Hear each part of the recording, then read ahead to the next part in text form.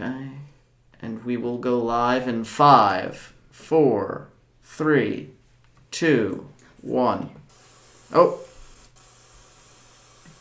Hold on.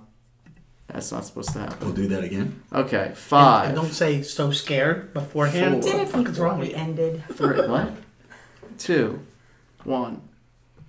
You're listening to the glorious House of Gainz podcast. Here's your host, Robert Frank. What's up, everybody? Robert Frank, 615 here with you. Today is April 10th, 2019. And I am at the round table of testosterone, which is actually a square because we have a leaf in the middle of the table. Jimmy Triceps, the most aesthetic creature in the crew, and Ray Worldwide are out of state. Ray is in Japan, and Jimmy Triceps is North, South Carolina, Georgia, somewhere around there. So, to my right, we have, new to the podcast, but not new to the program. You've seen her in my Instagram stories. You've seen her on my Instagram. She was actually in the Halloween Steel Supplement skit. Do we have your name on there? Your real name, or we're using your fake name? What's my Oh, you can use my fake name. Okay. Yeah. Janice in the house. Hi, Janice. Welcome to the show. To her right, we have the host of This Week in Sports, the Pody. Hey, Bird, what's up, Ant? To his right, we have the butcher, the baker, the donut maker, Joey, Bag of Donuts. What's up, Joe? Another one. And to his right, we have the real guest in the house tonight. He is a former WCW Tag Team Champion, WCW Hardcore Champion, WCW Cruiserweight Champion. He's held titles all over the place. He has been in WWE, WWF, Ring of Honor, TNA, WCW, NWA. God damn it, all over the place. Crowbar in the house. What's up, brother? Thanks for having me on, Robert. This is phenomenal. Before we even start, you say, we met before, and you said, it's great having me on.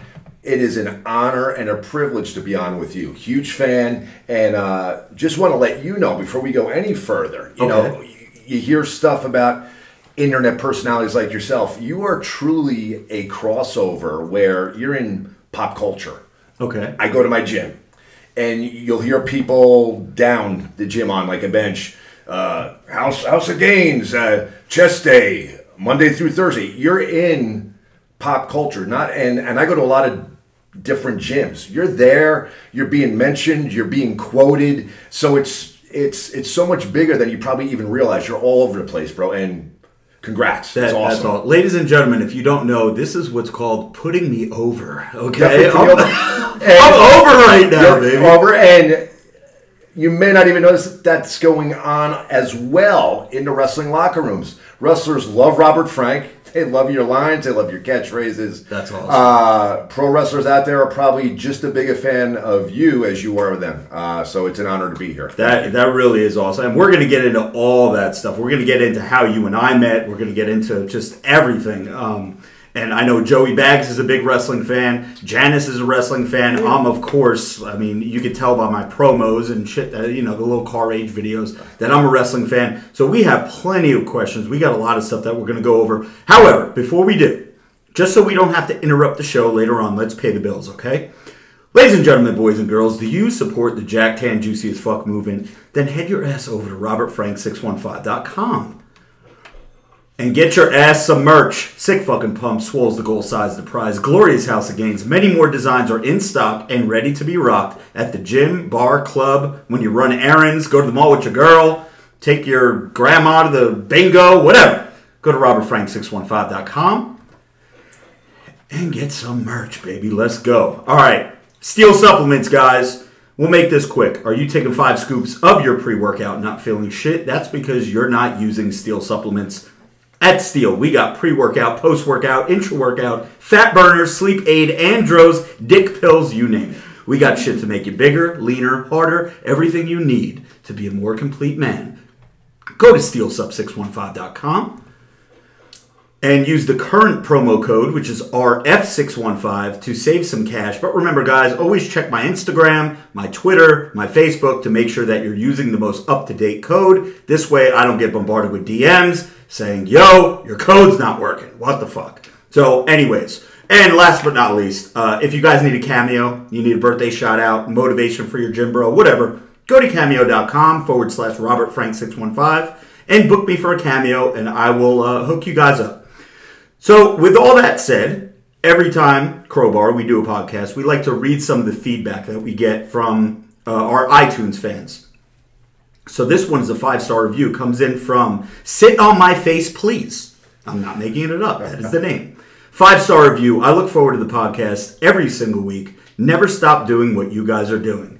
P.S. Gary Vagina is a beta. Whoever Gary Vagina is, you are a beta. Before, prior to you mentioning that last comment, I was going to say thank you, Janice, for doing us, having a review for us online. Wait, when It's did over I- your head. Does What was she the have- username again? Oh, please. Sit on my face, please. Oh, Is that Jesus. your username, Janice? Shut up, Joey. Okay, this one comes in from Gucci827. 5-star review. Swole. Definitely the Swollest podcast. And last but not least, another 5-star review comes in from Joe Rogan.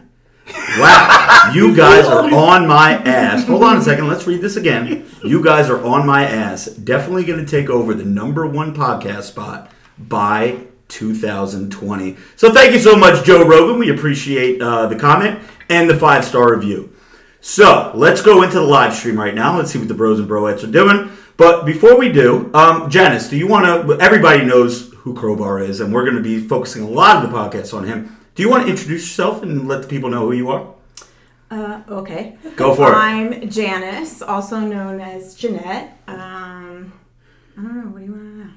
How I met Well, you? How People have seen you in videos. They've seen you in stories. They know that we hang out on the weekend. We all get drunk together. We just have a good time. You're a friend of my wife, MBJ, Ms. Booty Jiggles. I essentially raised her. Pretty much, yes. So for those of you who are like out there, like, who's this new chick that you have on the podcast? She's not a new chick. No. She's an old chick. Yeah. What, 52, right? You're 52? Yeah. Yeah, right. But I feel like, is this a good opportunity now? Are you, by any chance, want to share relationship status? There's good 10, I'd say around 20 to 30,000 people that will listen. It's mostly, I'm going to say 90% male. Would you like to? Well, I'm single, but All right. Are you single and ready to mingle, No. or you're just single? Okay. Do you have anything you want to put out there? What you're interested in? Anything like that? what do you mean? What am I? Is there any interested- way? Well, like a man. Like, what are you looking? Yeah, for? I am interested in a man. No, but I mean, like, what they look like, a specific age range. And when you say you're interested in a man, you're not talking about Becky Lynch man, right? Because doesn't she go by the man, right? No. Okay, so, Yeah. okay. Actually, You're looking for... one with a penis. Gotcha. Okay. Beautiful. I like penis.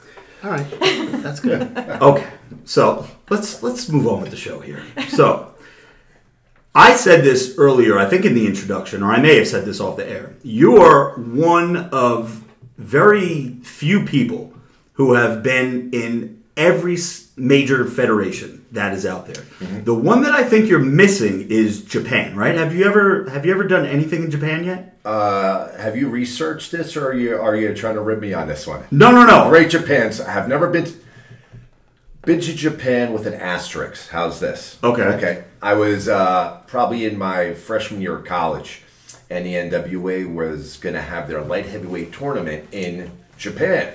Okay. At that time, I'm a naive new guy in the wrestling biz at this time, but making waves here on the indie scene, doing flips and Frankensteiners, yada yada. At that time, there wasn't a lot of that going on here. So I got booked for the NWA Light Heavyweight Championship in Japan, and at that time, it was common practice to go over without a work visa. Okay. And I had no idea about this. It was just assumed that I knew this. I got into the wrestling business at 17 years old, very naive to let the world and stuff like that. I was not aware that that was the procedure of going over to Japan. And no one told you this? And nobody told me this. Okay. So long story short, hop on a plane, fly over to Japan, however many hours that is, I think 16 hours or something like that. Arrive, I get to immigration, and they asked me, why am I there? I said, well, I'm here to, I very proudly said, I'm here to wrestle in the NWA tournament. And the guy's looking at me, and, wrestle, and he's looking at me, and next thing you know, I'm I'm corralled into this room, interrogated, screamed at, and denied entry to the country, and thrown on the next plane back home. Now you're probably like a good, because I watch a lot of Japanese stuff, and anytime that I see any like the American guys go over there, you were probably a good 6 to 8 inches taller than everybody. Yeah. Right? So you were like a mutant walking around there, and they just have you in an interrogation room screaming at you. Yeah. And you're just taking. And then at the very end, there was a very nice Japanese woman that spoke a little bit of English. She goes, "Next time you come back, you get visa. We let you in." After this dude screamed at me for like 15 minutes. Gotcha. So it ended up being a visa issue. Yes. So I actually never wrestled in Japan. But you've been to Japan For about 20 minutes. That's crazy. And at that time, I'm like 19 years old. First time ever going overseas. My mom hates wrestling to begin with. She's nervous, especially because I'm doing all this wild shit. Yep. Flipping, going upside down. She's afraid I'm going to break my neck. So now I fly to Japan. Promise I'm going to call when I get there. They interrogate me, give me no time for a phone call, throw me on the next plane back. So for a good 32 hours, my very nervous mother is totally unaware of my whereabouts. Oh my God. Yeah. So when I got home, I probably did get spoken to for about a month. That's unfortunate because every wrestler that I have loved over the years, they've always done some kind of stint in Japan. Whether it was Stan Hansen, Bruiser Brody, more recent Kenny Omega. I know you're familiar with Kenny Omega. Just left Sure. New Japan just to come over to AEW. But that would have been awesome. Then you could say that you have wrestled literally in every major promotion that is out there. And that's actually something throughout my career, through to ECW, WCW, TNA. People come up to me, "Oh, you've been to Japan," just because my style was very much that style of someone that would wrestle there. They just assumed that I spent a lot of time there. Yeah. Never been there. Yeah. Well, you are the reason, and the first story that I want to tell is how I got into wrestling. And everybody could chime in if you want. How I got into wrestling, my first memories, I may have shared this with you in the past, my first memories of wrestling was somehow, some way, I was a little kid, and I was watching the TV, and it was Macho Man Randy Savage and Lanny all-time Poffo, favorite. right? Yep. Macho Man and Lanny Poffo, who's later known as the Genius, against the Rock and Roll Express. And this was like Mid-South Wrestling. It was ICW. It was one of the territories down there where Macho Man, before he went to WWF. And my first memories of wrestling was Macho Man pile driving Ricky Morton through a table on the outside of the ring. Wow. And I was like, I don't know how old, 6, 7 years old. I'm like, holy shit. Like, I got to start watching this. And then when you find out that WWF comes on every Saturday morning and it's like cartoon stuff, I was like, this isn't, where's the pile drives through tables? Like, what am I watching here? But I know that you told me that Macho Man is your all-time favorite wrestler. Absolutely. And you've worked with Macho Man, right? I was in WCW when he was there. During my first stint there, it was kind of, I was actually a full-time college student at Kane University. Gotcha. And during that time, they would intermittently fly me out to do TV tapings, WCW Saturday Night, yeah. Nitro Worldwide, and he was there. Never had the opportunity to really speak with him, and I think I was probably shit scared to speak to him. I was just in awe of this guy. But I walked by him a couple times. He was there, and even just that interaction without even getting to speak to him was just amazing. It's he's my all-time favorite. I was actually having a conversation with him, with Danny Doring about him this weekend. And if you watch him, his work, the way he wrestled, he was so vicious, aggressive, and fast. He was like stink on shit. Yeah. And even though today's style is so more updated and more athletic, his style would still work today, I think. I think his style would still hold up just because he was so aggressive and on the guy, and everything he did looked real. Yeah. And I always found him as a character that was like the perfect combination of great work rate. He was an incredible athlete, knew how to wrestle, but when he came out, he had this incredible showmanship, the long capes, the headbands, the sunglasses. I really think he was the whole package. I've spent enough money over the past couple months getting all my Macho Man gimmicks for to do those videos where I pretend that I'm the Macho Man. I hope he shows up tonight, by the way. I hope that we'll see about that. Yeah. Unfortunately, I've done that character. Me and Joey, we talk about this all the time. And I always, before I upload something with Macho Man, I usually send it to Jeanette. And Jeanette will give me Janice, so sorry. Spot on. Jeanette, Janice, same thing. Yeah. Yeah, because I know she remembers Macho Man. The problem is, my audience, like Macho Man is a little bit like before their time, I feel like. My audience is like the 18 to 24-year-old demographic. That's like the bulk of my audience. Then we have like the 24 to 36 who probably remember Macho Man because Macho Man probably had his last match somewhere around when WCW closed up, right? I think maybe he went to TNA for a little while. I don't think so, but anyways, it's still, most of my audience was born in like 2000. So if Macho Man's last match was 2002, they're 2 years old. Unless they're hardcore True Blue wrestling fans, you're really not going to know who he is. But yeah, he's definitely who got me into it. His promo, like you said, his work rate, fast-paced. And the reason I asked you if you ever worked him is because I've always heard that he's big on like scripting his matches start to finish. Like he wants to know every move from the time that you guys get in the ring to the very end, which when you're doing a 20, 30-minute match, it's nearly impossible to like... There's a lot of guys that don't like that. I'm pretty much the same way. I have a good photographic memory, and I like knowing not every single thing, but boom, boom, boom, boom, boom, and that's how my brain works. Gotcha. So if I'm doing a 20, 30-minute match, I have these points in there, and that's just how my brain works it, and I actually prefer to work that way as well. Gotcha. I can do stuff on the fly. Of course, you have to be able to in this business, but if I have my ideal situation, I ask any wrestling promoter, I'll get booked, I'll say, okay, who am I working with? And if it's a guy that I really don't know, I'll research your stuff on YouTube or something. And okay, I like that. Like, okay, maybe we could do this and that. Yeah. And I'll start I'll be at home on a recumbent bike, pedaling away, do my cardio, which I hate. And I'll have my pad and I'll just be jotting down ideas. I know what I do. I see what they're doing. This is something I do for fun right now still, but I'm so passionate about it that especially when I get an opponent that I want to work with and I'm excited to work with, I put the time in and I'll study their stuff and try to really come up with something that makes what we do out there as good as it could be. Yeah, well, that's you have to research, and that is what makes a good match. Because if you just got two guys in there that and you're just calling spots in the ring, I'm sure it could end up being a clusterfuck. And then you're like, no matter there are guys that literally I've gone to shows where I've showed up at the business late from work, or the other guy showed up late, and you go out there and you just do it, and sometimes it comes out awesome. Yeah, but for me, I prefer to know ahead and just be able to go through stuff. Gotcha.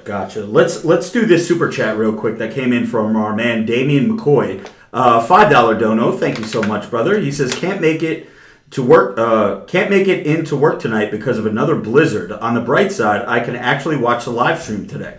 So thank you so much, brother. We appreciate you hanging out with us. I see all the mods in there, making sure that everybody remains in order. So. Quick question. That guy is... I remember that guy a couple weeks ago saying there was a blizzard. Where was he from again? Because it wasn't the United States, right? I want to say Colorado. No, I think it was the United States. I think he's Colorado. But correct me if we're wrong there, Damien. So I know I told you this. I know we were chatting a little bit before you came on. I said you asked me if we were going to do a segment to make sure I give you a heads up of the participants who are going to be in this FMK segment that we do. Which is an old, I want to say it was either, was it Howard Stern that used to do the Fuck, Marry, Kill? Or was it Opie and Anthony? I forget. But either way, both of them. Maybe they both did. So we're just going to throw you on the spot here. Okay. And I'm going to give you some wrestling names. Now, we know that you're married. Yes, I am. This is just all for funsies, okay? We're just talking shit here. You hear that, Dina Ford? All for funsies. Yes, Dina Ford, all for funsies. And hi, Dina. We've met on multiple occasions, and just want to say hello to you. Make sure that you know that this is all in fun. Also, she's a huge Robert Frank fan, as well as the entire Ford clan. So yeah. Shout out to the Ford clan, man. Appreciate you guys. So here we go. One of these you have to make love to. One of them you have to marry and make love to them more than once. And then one of them you have to, we're not going to say kill, but you have to get rid of them. Okay? Stacy Keibler, Miss Hancock, same person. Tori Wilson, familiar with her, right? Mm-hmm. Kimberly Page. So I we gave have my answers this morning. I know. I'm so excited. Joey Bags gave his answers this morning. So we have Stacy Keibler, Tori Wilson, Kimberly Page. I wasn't gonna put Kimberly in there, but I was like, you know what? Let's throw a brunette in there. So, and that is probably the most awkward person you can throw in there because Dallas Page has done so much for me. I know. I I remember that, but you know what? There were other ones that I was going to put in there that were brunette. However, they are no longer with us, and that just would have been super awkward. So, there you go. Okay. Do I have to rationalize, or could I just spit them out? Okay. I mean, you could rationalize if you want to. F. Stacy Keibler. Okay. Can't go wrong there. Is that what you said? I think we're 1 for 1 so far. We are? I wanted to wait till the end. Oh, sorry. Go ahead. Marry Kimberly Page. Okay. I like dark hair better than blonde hair. Gotcha. That's a safe bet, too. And unfortunately... Tori's got to go. Yeah. Okay. All right. Hey, we appreciate Given those three, that's how it would shake out. Right. I was going to throw either Sable or Trish Stratus in there as well, and instead of Kimberly Page, because I know your relationship with Dallas, and I know that he was a big hand in getting you back into WCW and everything. So, but again, I didn't want to pick Miss Elizabeth or Woman or anything like that because I don't want to pick somebody that's no longer with us. So, good choices though. Very good choices. Kept it classy. Yes. We got to keep it classy. As classy as possible. For FMK, you got to keep it as classy as possible. So we have a super chat that came in from High Non. Said, "Keep it up, love the podcast." Thank you, High. I don't even know if I'm saying his name right, but thank you for the donation. And Damian McCoy said, "Northern Colorado, America." So thank you for another super chat. I want to rewind real quick. Yeah, go ahead. Because this is literally the first thing that came to my mind. When you were in Japan and they said you had to leave, right? Did you have to pay for that flight, or they just literally put you on a plane and get you out of there? How does that work? The wrestling promotion paid for me to get there. I had a flight to go home. It wasn't that flight, but they just threw me on the next flight. I didn't have to pay for anything. Okay, yeah, that's what I'm wondering. Like, what do they make you pay for it too? That's crazy. But you want to talk about a miserable flight home? I was sick. I was just... Oh, I can imagine. Oh, my God. It was, at that time, it was going to be what would be, I at that time, a lot of the moves that I was doing, I learned by getting Japanese wrestling videos. Right. And to go to Japan at that time, huge honor, beyond excited for this, so hyped up, thinking about it for weeks and weeks and weeks. Get there, and it was just like getting kicked in the balls and punched in the stomach at the same time. I can imagine. I wanted to cry, and I literally, at that time, believe it or not, too, this is a little small, just to show how devastated I was. I hadn't even had my first drink yet, believe it or not. I actually didn't start drinking probably till 23. Believe it or not, I actually started late. That whole 16-hour flight home, I was so depressed, I slept. I was in in between awake and asleep mode, and I was devastated. And that's a long time to be trapped in a plane when you're feeling like that. At 19? Yeah. Especially after That's just so taking young. a 16-hour flight there. Yeah. And having these grandiose expectations and just... That is... You never tried to go back or anything? Never got the offer, and I just never really tried, so it just never popped up. Like I said, I've wrestled so many places that people just assume that because of my style that I have experience over in Japan. Never been there. Right. Well, that's what I want to get into, and that's actually what your style is what got me back into wrestling. So let's go back a little bit. So Macho Man pile driving Ricky Morton through a table. That's when I was hooked with wrestling. I was never the biggest WWF fan. I mean, Hogan, Bundy, Big John Studd, all your Junkyard Dog, all that. That was all cool. Jeanette, you remember all these names, right? Actually, Jeanette, anytime that an 80s or like 90s wrestler like passes away, like Piper, Nikolai Volkov, Ivan Cole, anything, she's the first person that texts me. Yeah, Like, for the last did you know? 8 years. Yeah, and it's crazy. But so I would always seek out AWA, World Class Championship Wrestling, NWA back then before it turned into WCW. Sure. That was my stuff. Like the Road Warriors. Holy shit. When you would see these guys come in, they would just beat the hell out of people. Yeah. Your Ric Flairs, the promos back then, it was so different than the WWF stuff that they were doing. So I watched WWF because it was the local stuff and I could always catch it on Saturday morning. But I always seeked out the other programs. Once Vince started buying everybody up, and now all the guys that I loved in World Class, your Ravishing Rick Rude, your Dingo Warrior, the AWA guys that they would grab, now everyone was in WWF. So I was like, well, there's really no reason to watch the other places because all the guys that I love now are here. Probably somewhere around 92, 93, I stopped watching. It was like around the time where like $1 Million Man was tag team with IRS, the Natural Disasters, Hogan left to go do movies. It was like I got bored with it.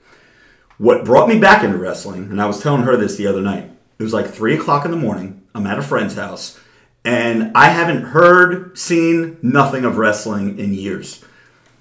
Then there was ECW on the television, and I saw Sabu, Sandman, Tommy Dreamer, Raven, all these guys doing all this fucked up shit that I've never seen before.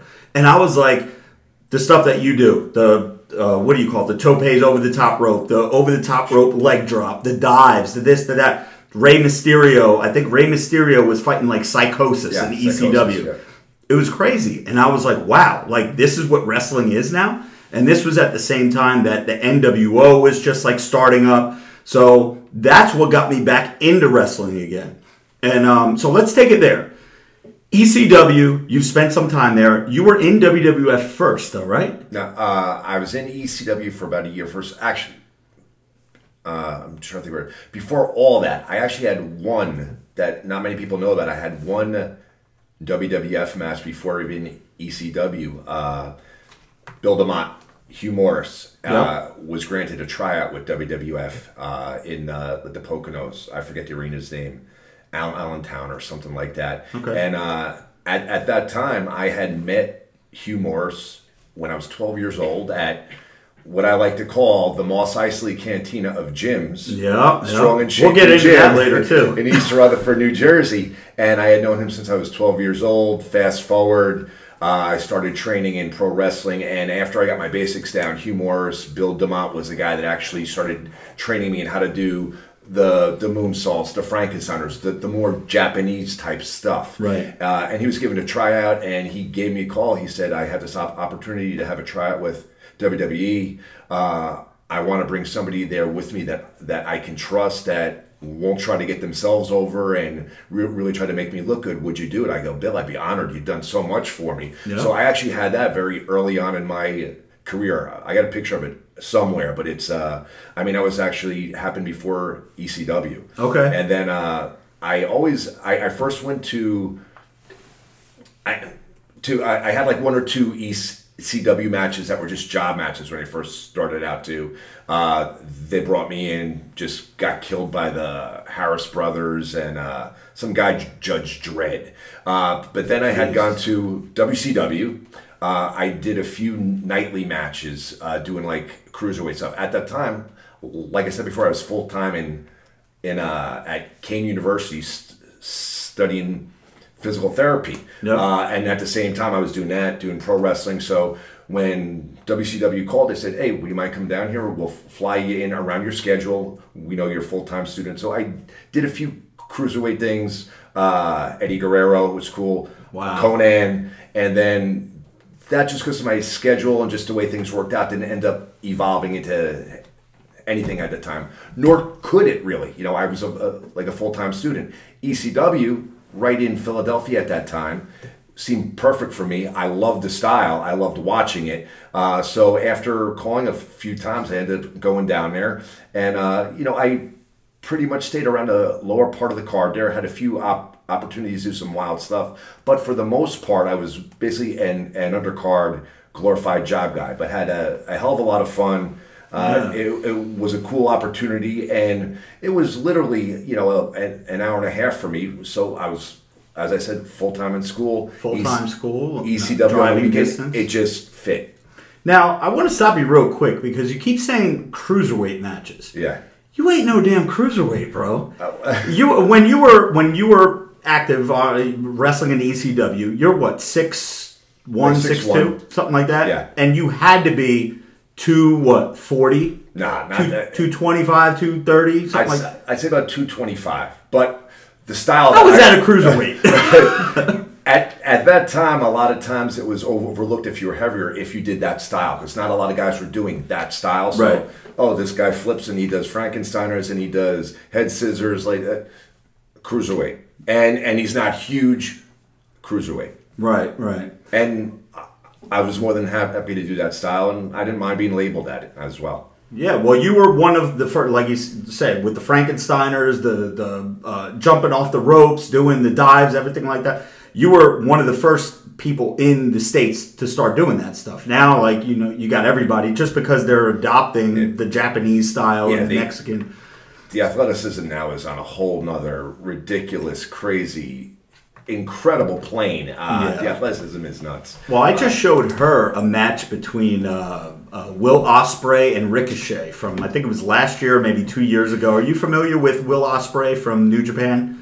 I don't know Will Ospreay, but I know Ricochet. Right. Well, picture Ricochet, but probably 10 times more athletic. Wow. With the flips, the dives, the moves. This guy was crazy. Yeah, and I showed her, and she's like, "These are like some gymnast dudes. Yeah. Like they're doing some crazy stuff." And I think, see, the problem with today, and this is just my opinion. You can correct me if I'm wrong.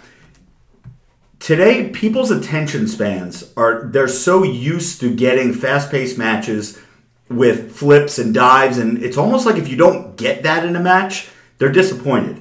Like, back in the day, I'll go on YouTube. I spend a lot of time on YouTube, more time than I should, and watching old wrestling stuff from 85, 86, Madison Square Garden shows, WWF. Motherfucker will have a headlock on a guy for 30 seconds, and the crowd is just sitting there eating it. Yeah. Like, you can't do that now. The crowd will chant, boring, boring, within 30 seconds if you put a headlock, even less than that.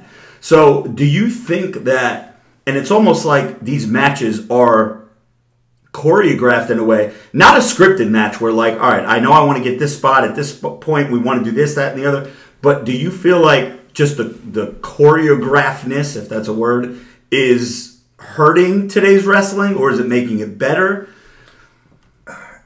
It's tough, and I had a guy at a show the other day ask me a similar question. Cruiserweight guy, he had wrestled a match and asked me if I had any input, any feedback. They always ask the old guy. So here I am. The vet. And he asked me, what do you think? Should I slow down? Should I do more? Should I do this? And my answer was, I don't know. If you watch the TV, it's ideally not what I like to watch. I don't like watching quick strikes and knows what in wrestling we call selling, where you register a punch or a kick. It's very, very quick, fast-paced. But that's what's selling right now, and it's working. So although I don't like it, am I out of touch? I don't know. What I like is, honestly, early the mid-90s cruiserweight styles. If you watch an Eddie Guerrero versus Malenko, you had your high spots, but they brought it down. They had great holds. They had, nice told a story. Reversals. They told a story, and that's just what I love to watch, and that doesn't make it right or wrong. So I said, this is what I prefer. I think this tells a better story, but I'm also out of touch with what's going on, and I admit that I don't know, because I watch that style. I'm not a huge fan of it, but those fans they're tuning in to see it, so it's hot right now. So I'm probably just wrong. I don't know. They're very talented, but I like old school. Yeah, the athleticism is on. Yeah, it's amazing. An amazing plane, and I would just prefer to see more registering, more strikes where the guy actually makes like it hurts him, and it's just not boom, boom, boom, boom, and Yeah. They're going on to the next spot. I'm dating myself here too, but I know everyone at the table will know who I'm talking about. I can name a guy who was over, meaning just he had the crowd in the palm of his hands. Never once did a high spot in his life, ever. I don't even think he's been to the second rope, but told a story in every single match. His interviews and promos were killer. Jake the Snake Roberts. Absolutely. That, from the time that he walked through the curtain, you remember Jake the Snake? Come on. Through the time that he walked through the curtain and got into the ring, he was in, he told the story from the walk down to the ring, all throughout the match. Never had to do a high spot. Never had to do shit. But his promos, he never raised his voice when he did a promo. Like me, I'm in the car screaming at people to get people's attention. He would almost whisper his shit, and he got over. So he made you believe it. He definitely made you believe it. Now, in 2019, could a guy like Jake the Snake get over these days? The way that wrestling has evolved now with everybody's doing flips. You got 300-pound motherfuckers doing flips. You got Brock Lesnar doing shooting star presses off the top rope. He lands on his head most of the time, but he's still doing that. Could a guy like Jake the Snake or that type of style, a ravishing Rick Rude? Well, no, I don't want to put him in there because Rick Rude was more of like the Macho Man, where he was bang, bang, bang, bang, bang, move, move, move, move. Could Jake the Snake or someone in that class get over these days, do you think? I think anybody can get over if they're allowed to. I think if you put Jake out there, old Jake, if you could take Jake from the late 1980s, early 1990s, put him out there and have his same punches, his short clotheslines, the look he put on his face, the way he talked, I think people would get... And if the person that he was wrestling against sold his stuff the right way, like if Jake gave you that jab or that short clothesline, and if you pop right up, you know what, the short clothesline's dead. Yeah. But if that person gave him the respect to sell his moves, and hypothetically, if Jake knew how to take the other guy's moves, we're also talking about if Jake was here now, we would have to put him with a guy with a modern style, so you're meshing styles. Right. But hypothetically, if Jake could take all these new guys' moves and the new guys would sell Jake stuff appropriately, I think it could work.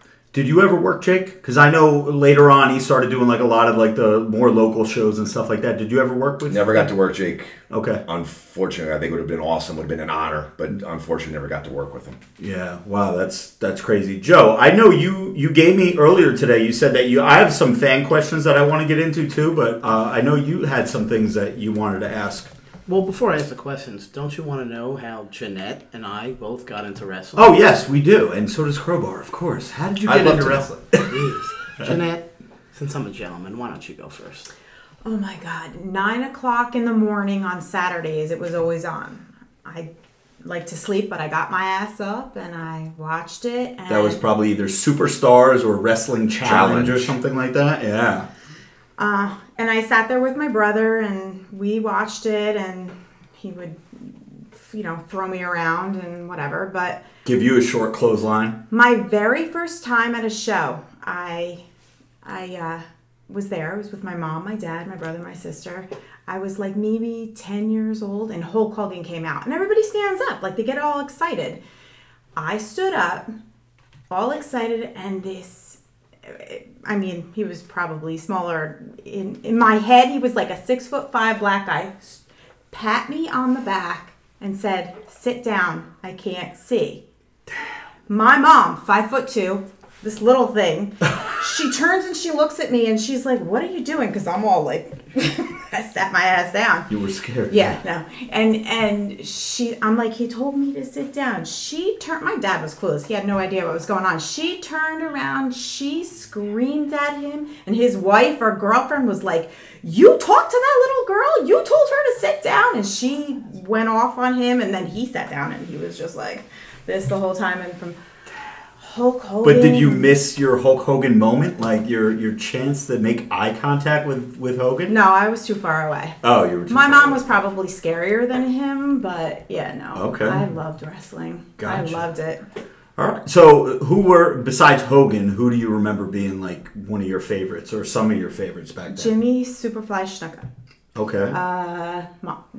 Macho Man. Macho Man, of course. Well, I really appreciate that. Yeah. Well, I used to pretend I was Elizabeth.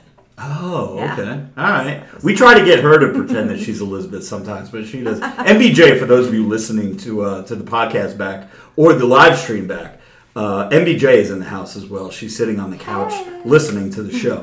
But Joey, so go ahead. Let's learn about how you got into wrestling, because I know you were a little bit later than us. You're more in like the Stone Cold Rock era of wrestling, right? Bret Hart, Yokozuna, that time. Yes and no. Okay. Let's see if I could remember the date. I think it was May 23rd, 1992. Wow. Yes, it was Superstars, and I've told you this story before. It was Papa Shango cursing Ultimate Warrior. And I remember I was 9 years old, and I thought he was dead. Yes. And I was like scared. So I think when you're talking about wrestling, like what makes wrestling good to me, I don't honestly care about the matches. I mean, I'm more of like what's the right word for like I watch it, then I don't watch it. I need a story. You're a casual fan, but Yeah, if but there's a if story there's a that's going to story- intrigue you enough, you'll sit there and watch it. Yes. So like the art of wrestling, I don't so much care for as much as the storyline. Like Floyd Mayweather sells fights with a story. Right. Conor McGregor sells fights with a story.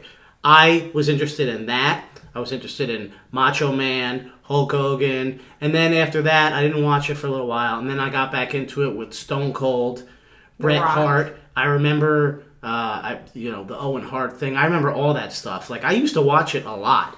Right. So yeah, I British Bulldog, all that era. But my first memories is that. That's literally the first thing I remember. So 1992, I was 9 years old. That's pretty good. Yeah, oh no, definitely. I thought you were a little bit older. I thought you were into like that Stone Cold Rock era. That's when I was like hardcore. Like my friends and I would like fight. We had a trampoline, and like that was where we had our wrestling matches. Gotcha. And like I at the time, I was Vince McMahon. Everyone was somebody different, which actually turned out right. I mean, I am kind of like Vince McMahon is jacked. Yeah. Or was jacked. And no, I remember like Sable, like I remember tuning in because I said she was going to be topless. I was like ready for it. She had the fingerprints. Yeah, I remember. Dude, I was dying. That whole era, like the Attitude Era, I guess they call it. Yeah. Which is when I was really into it. Like I said, my original memories were early 90s. But when I was into it was that time. All the women were fighting, the lingerie matches, like that. Dude, how could you not watch that? And now it's just totally different. Like they can't do that anymore. Yeah. It's just different times. I mean, and when you think about it, Vince McMahon would write, like, I mean, he owns the whole thing, right? Right. So he's writing himself into scripts where, like, he's in the ring with, like, these girls jumping on him. Like, what a dream. Yeah, he sent me a YouTube clip of where Vince McMahon was sitting in the ring with there was like a table and Stacy Keibler was standing on top of the table like doing a striptease, and Vince He was McMahon like, falls I mean, over. he's like Hugh Hefner. Like, he gets to do whatever he wants. Now, I watched another video where he wasn't, like, shed in the greatest light, and I didn't really realize any of that stuff as a casual fan. Yeah. Did you know, and I'm sure you do, I never even knew why they changed the name from WWF to WWE. It was because of, like, the panda, The like... World the Wildlife. lawsuit with Yeah. World Wildlife. I did not know that. So I watched, like, a 10-minute video. It was that guy, Oliver something. He's got a talk show. It's on HBO or something. John Oliver, maybe. Okay. And it was like a 10-minute segment he did on wrestlers that were upset with how they're treated after wrestling. Yeah, And that it was- actually made its rounds on YouTube. That was trending for a while. Like everybody. Did you see that? It was like a 10, 12-minute piece. I haven't seen the whole thing, but I heard about it. Yeah.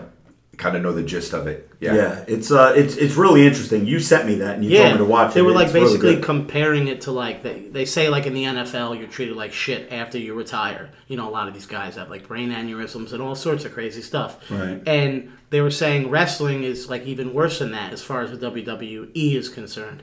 Because there's no like retirement setup. There's even like in the contracts from when I was reading, it was like they're like contractors. They don't even like work for the WWE. You're independent contractors, Contractor, basically. yeah. Yeah, but that's like 1099, baby. Let's go. Yeah, but that's like a a legal scam almost, where like they're not held accountable for their actions. At least that's how I interpret it. But it was really interesting. I watched it, but from the whole point it was making the internet was because a lot of people are defending wrestlers, feeling like they should either be like unionized or whatever the case is. So there's more support once they're done wrestling. Yeah. Definitely anybody out there that's into wrestling, if you're hardcore into it, definitely watch that piece on YouTube. It's really good. 2 quick super chats I want to get into. Christian Flores, of course Christian is going to be off topic here. He says, take it in the butt or have to do CrossFit. I'll take it up the butt.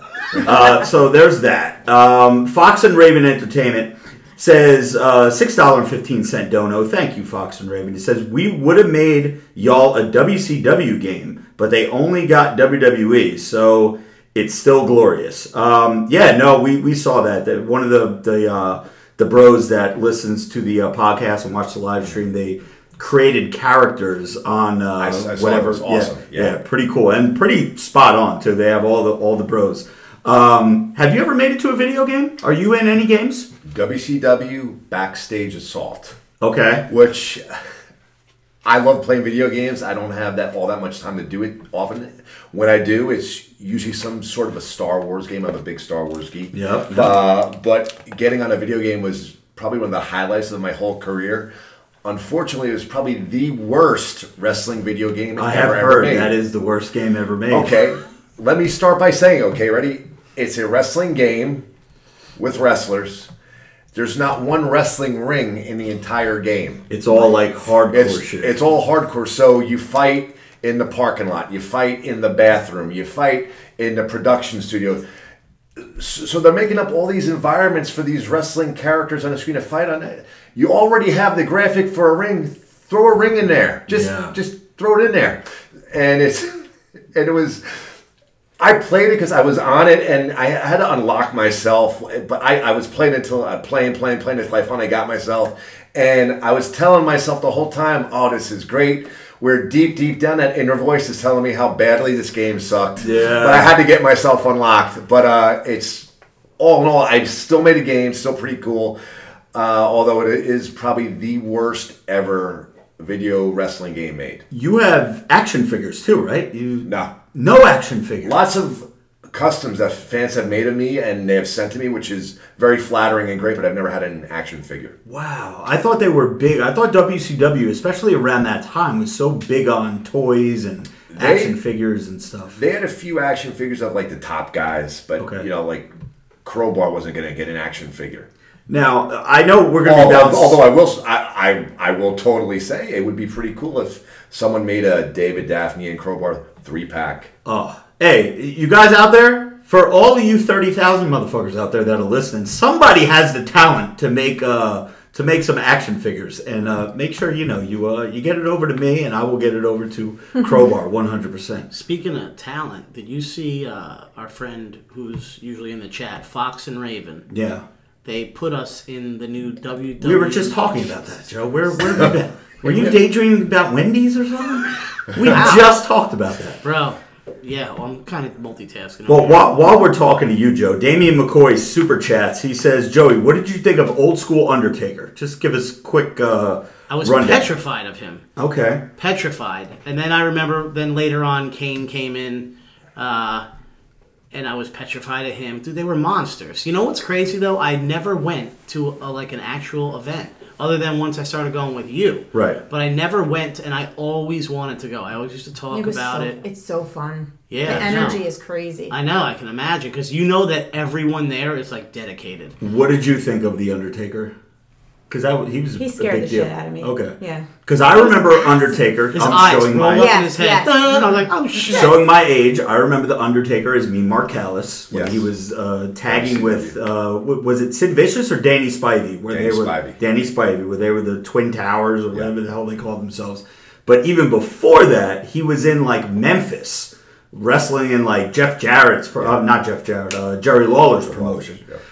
As I forget what name he was using, but he was a scary dude. I remember Sid Vicious was down there. They put him in a Jason mask, but that's really, really old school. So one of the questions that we had, and I told Crowbar this before we started the show, I said, This interview is going to be all over the place. We're going to ask questions about 2000, then we're going to go back to 1990, then we're going to go all over. But one of the bros, Steve Worthington, actually, a good friend of the program, wants to know about your experience at Iron Mike Sharp School. And for anybody out there, because I know Steve has went through the process of going through wrestling school and becoming a independent wrestler. I don't know how much he's doing it anymore, but can you tell us, first of all, experiences on Iron Mike Sharp School, and then secondly, how does someone who sees wrestling on TV and is like, shit, this is what I want to do, what's the best avenue to go become a professional wrestler? Well, Iron Mike Sharp School is actually a cool story. I was actually Iron Mike Sharp's first student. Oh, ever. Okay. And it was kind of cool how it came to pass. My sister was married to some dude. She got divorced from him, but his brother worked at some factory near where we lived. And he knew at that time I'd become a huge wrestling fan. I started watching wrestling early, just like everybody here. Mm-hmm. And then it was getting to the point where just being a fan was not enough.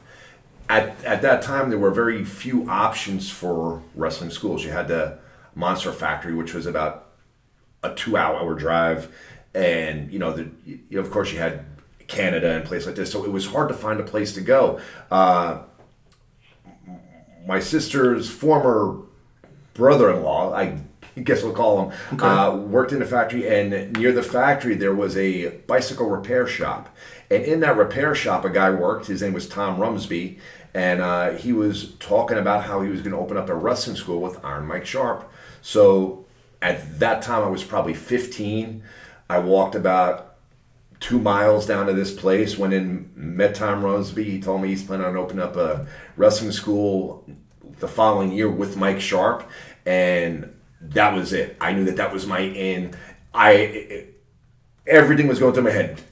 It was so hard to find a school. I was meant to know this guy that knew this guy, and here's my end. So that summer when school let out, I worked as a busboy at a catering hall called the Landmark. Okay. Worked Friday, Saturday, Sunday, saved all my money up for Iron Mike Sharp School. And then when I was 17, I went down there, joined Iron Mike Sharp School, and we went on from there. And the school itself, I mean, it was in a strip mall down in Brick, New Jersey. Okay. It was a tiny ring about maybe 2 feet off the ground. Kind of old beat up ring, hard as hell. Whenever you fell in it, it felt like you broke your back.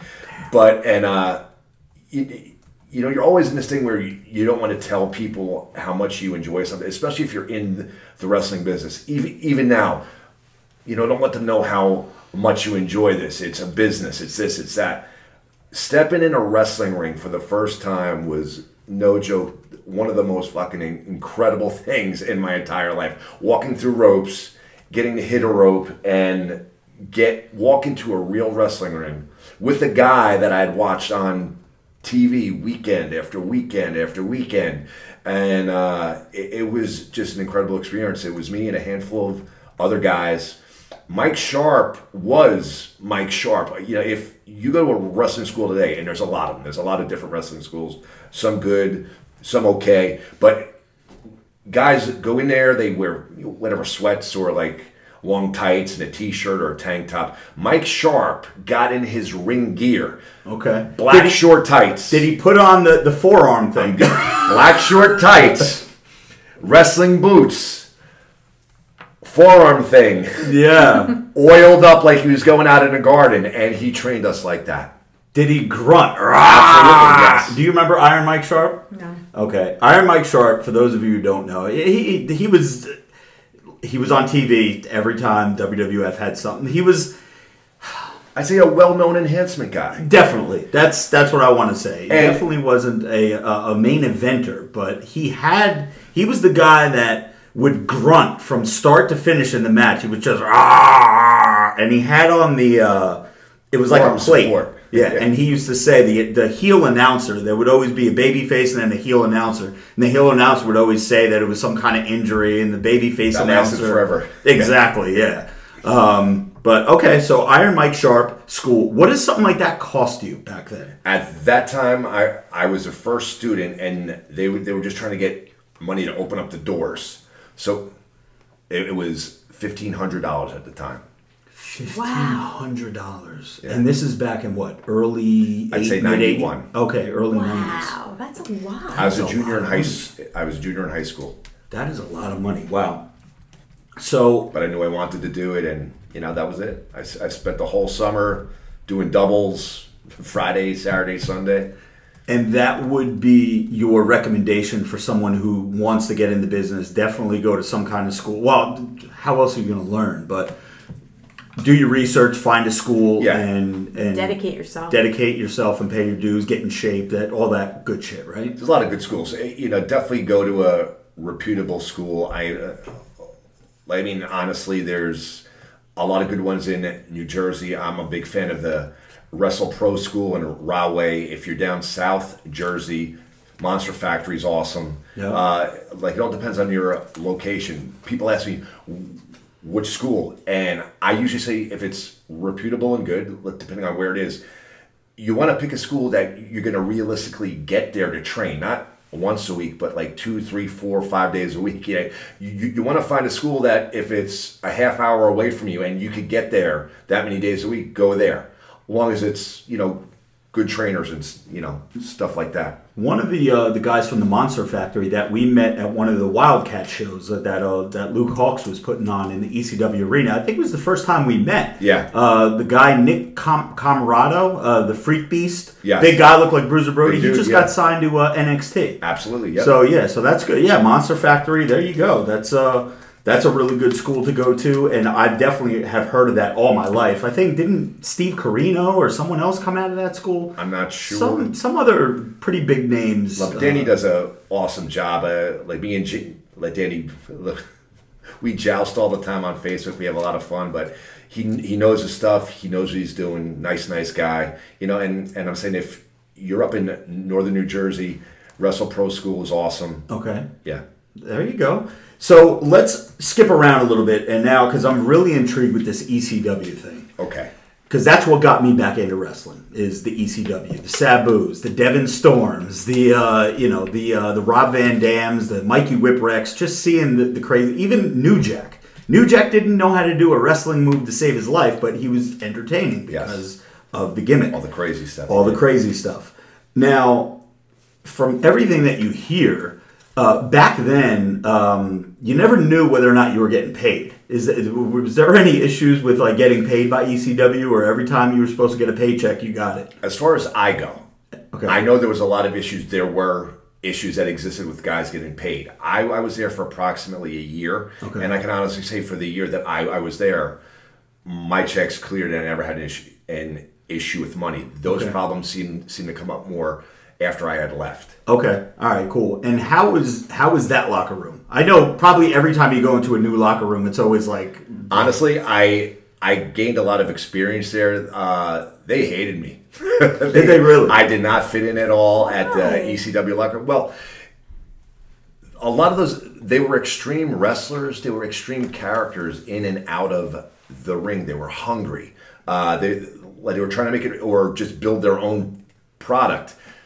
I come in there. I had done some WCW stuff, but I'm showing up in these locker rooms and I'm unpacking my bags and I'm studying for exams the next week, where everybody else is either watching the screen or they're getting ready to tear it up when the show's done. Go to the bar, do this, do that. And I was pretty much a quiet guy. I really kept to myself.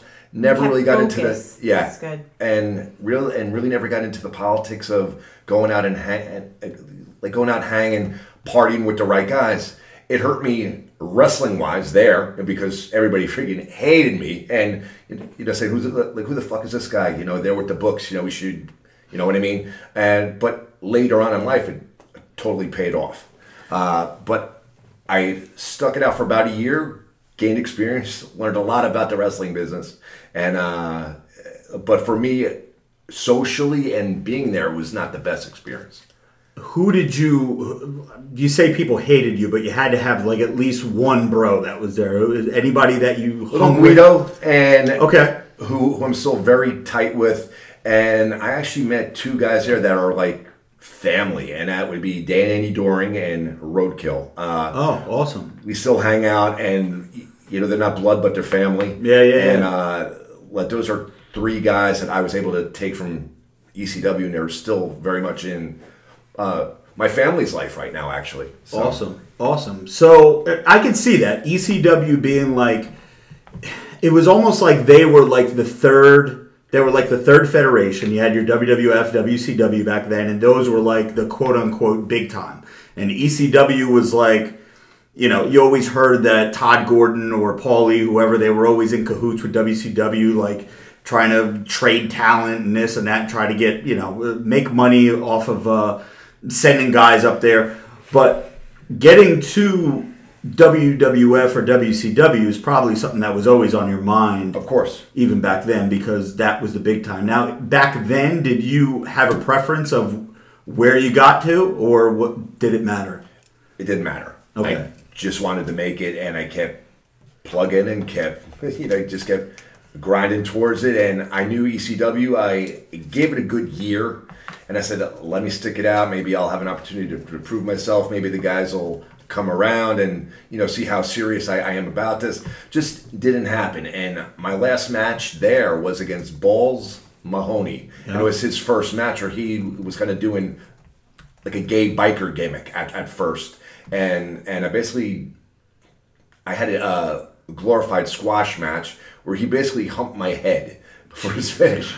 So I rolled outside the ring, and I had known that was going to be the deal. And I had liked John a lot. I knew John from Iron, Mike Sharps. Crazy guy, but just a good guy. And I knew that was his first shove there, his first push. And normally I would have said, to hell with this, I'm out of here. But I wanted him to have that first. I wanted to do that for him before I left. Right. And at that point, I know this isn't going to get any better. And like a lot of things during my life, they didn't see my potential there. Through life, guidance counselors didn't see my potential to do the physical therapy, wrestling. Girls didn't want to date me, this and that. I've always gone under the principle by, fuck you, I'll show you. Yeah. I've always used that as fuel. So I left ECW, kept working hard, and then one thing led to the other. I had an opportunity doing the WWF light heavyweight division. Yeah, did the first I remember tournament. Taka Michinoku.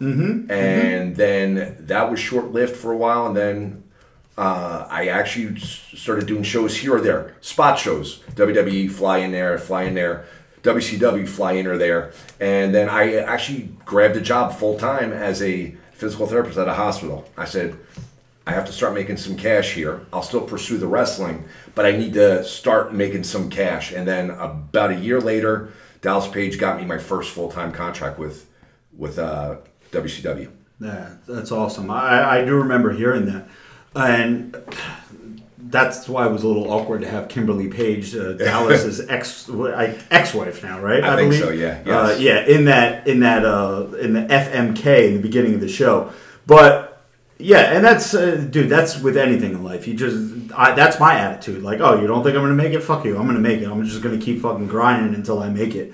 And just getting back real quick to the ECW, you said everybody in the locker room hated you. I was going to ask you, did anybody in any of the federations, could you name anybody who was just like the biggest prick to you? Like just big time you, like wouldn't give you the time of day? Like anybody that people hated you, but did anybody stick out like, what a dick? Well, in ECW, Taz hated me, and that's well documented. He's a fucking dick. No, but actually, no, but here. Remember Taz?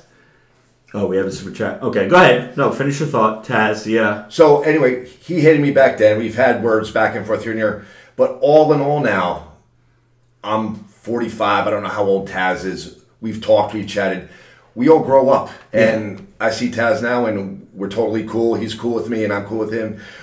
You all get out of that ultra testosterone zone, and you grow up, you have families, you have lives, and, you know, it's just not worth it. So that's actually something where wrestling wise, he friggin' hated me, and I hated him because he hated me. Yeah. And just years later, it's just gone now. So it's, you know. That's 51 always, years old.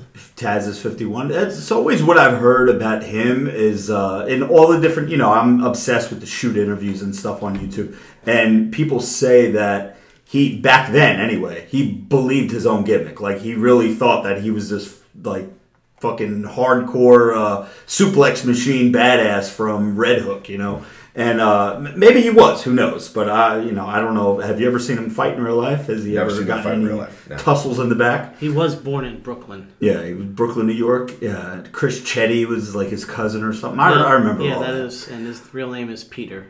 So, did you know that Peter? I didn't know that.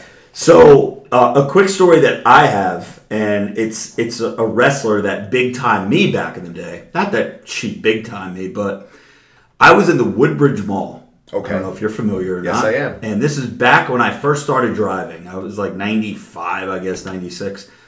And I was walking in the mall with my friend Milton, who you know very well. And we were both huge wrestling fans. And who walks past us? Sonny. From, Chris Candido's ex-wife, girlfriend, whatever. We were so starstruck. It was the first time that I ever saw someone famous. She was on TV at that time. She was doing ECW, I guess. Just got into WWE. Maybe that was a little bit later, but I definitely knew she was. So did Milton. And we followed her around from store to store. But picture this. Neither one of us had the balls. It's stalked. Neither one of us had the balls to go up and just ask for a picture. Or there wasn't pictures back then because there weren't cell phone cameras. No. Unless you were walking around with a camera or a disposable camera. But back then it was autograph. Could I have your autograph? You'd write on a napkin or something.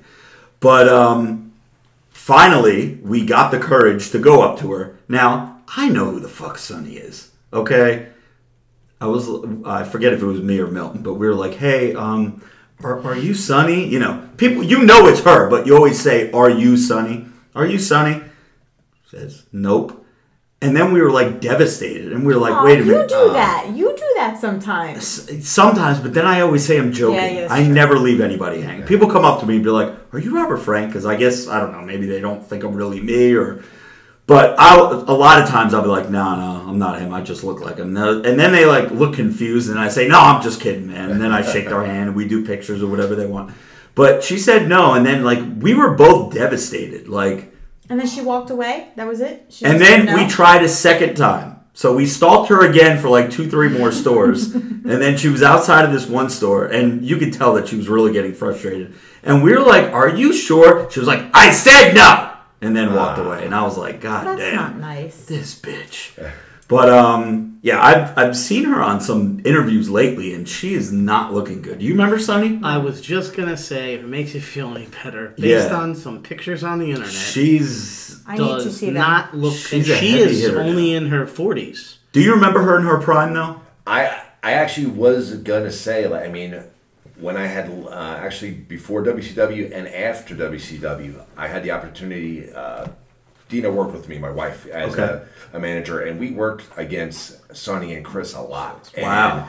And loved what Chris was so talented. When Tammy's on, she was so on, but she's just not doing so hot right now. Yeah. But as far as wrestling goes, some of my best memories, match-wise, are with the two of them. Now, where was that? Was that just independent shows. Independent, and we had 1 or 2 matches on WCW as well. Okay. That would be me with Daphne against Chris and Okay, Tammy. so you were so this is when you were doing the Crowbar thing with Daphne. Yeah. Okay, cool.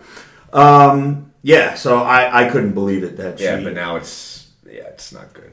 Yeah, no, definitely. Brendan chimes in with a super chat, $10 dono. Thank you, Brendan. Says, great podcast, Robert and crew. Quick question for Crowbar. Yes. Best piece of professional career advice you could give. I'm 24 and in finance, so unrelated, but still looking to step up my game and improve. Thanks, guys. So I'm guessing that he wants... Is he going to pursue pro wrestling? Yeah, are you pursuing professional wrestling, or are you doing finance, or both? So, yeah, I guess we got to get clarification. But we already established if you want to get into wrestling, find a school, reputable school, do your research. That's huge, and I tell every young guy that ever asks me, sometimes you could see it actually registers, and other times it goes in and out one ear. I always tell somebody like myself, always have something to be packed up on. Yeah. I love wrestling, but as far as it's not a very stable business. You could be signed in on top 1 month, and the next month you're gone, and that's it. I love this business so much, and everybody laughs. Oh, you can't say that. You sound like a mark. This, that. At this stage of my career, I don't give a shit. Yeah. I fucking love wrestling. I fucking love wrestling when I was 17 years old. I loved it when I was 10 years old. I love it now. But because I created a situation where I got a degree that I was able to do physical therapy and open a business while I did the wrestling, WCW ended.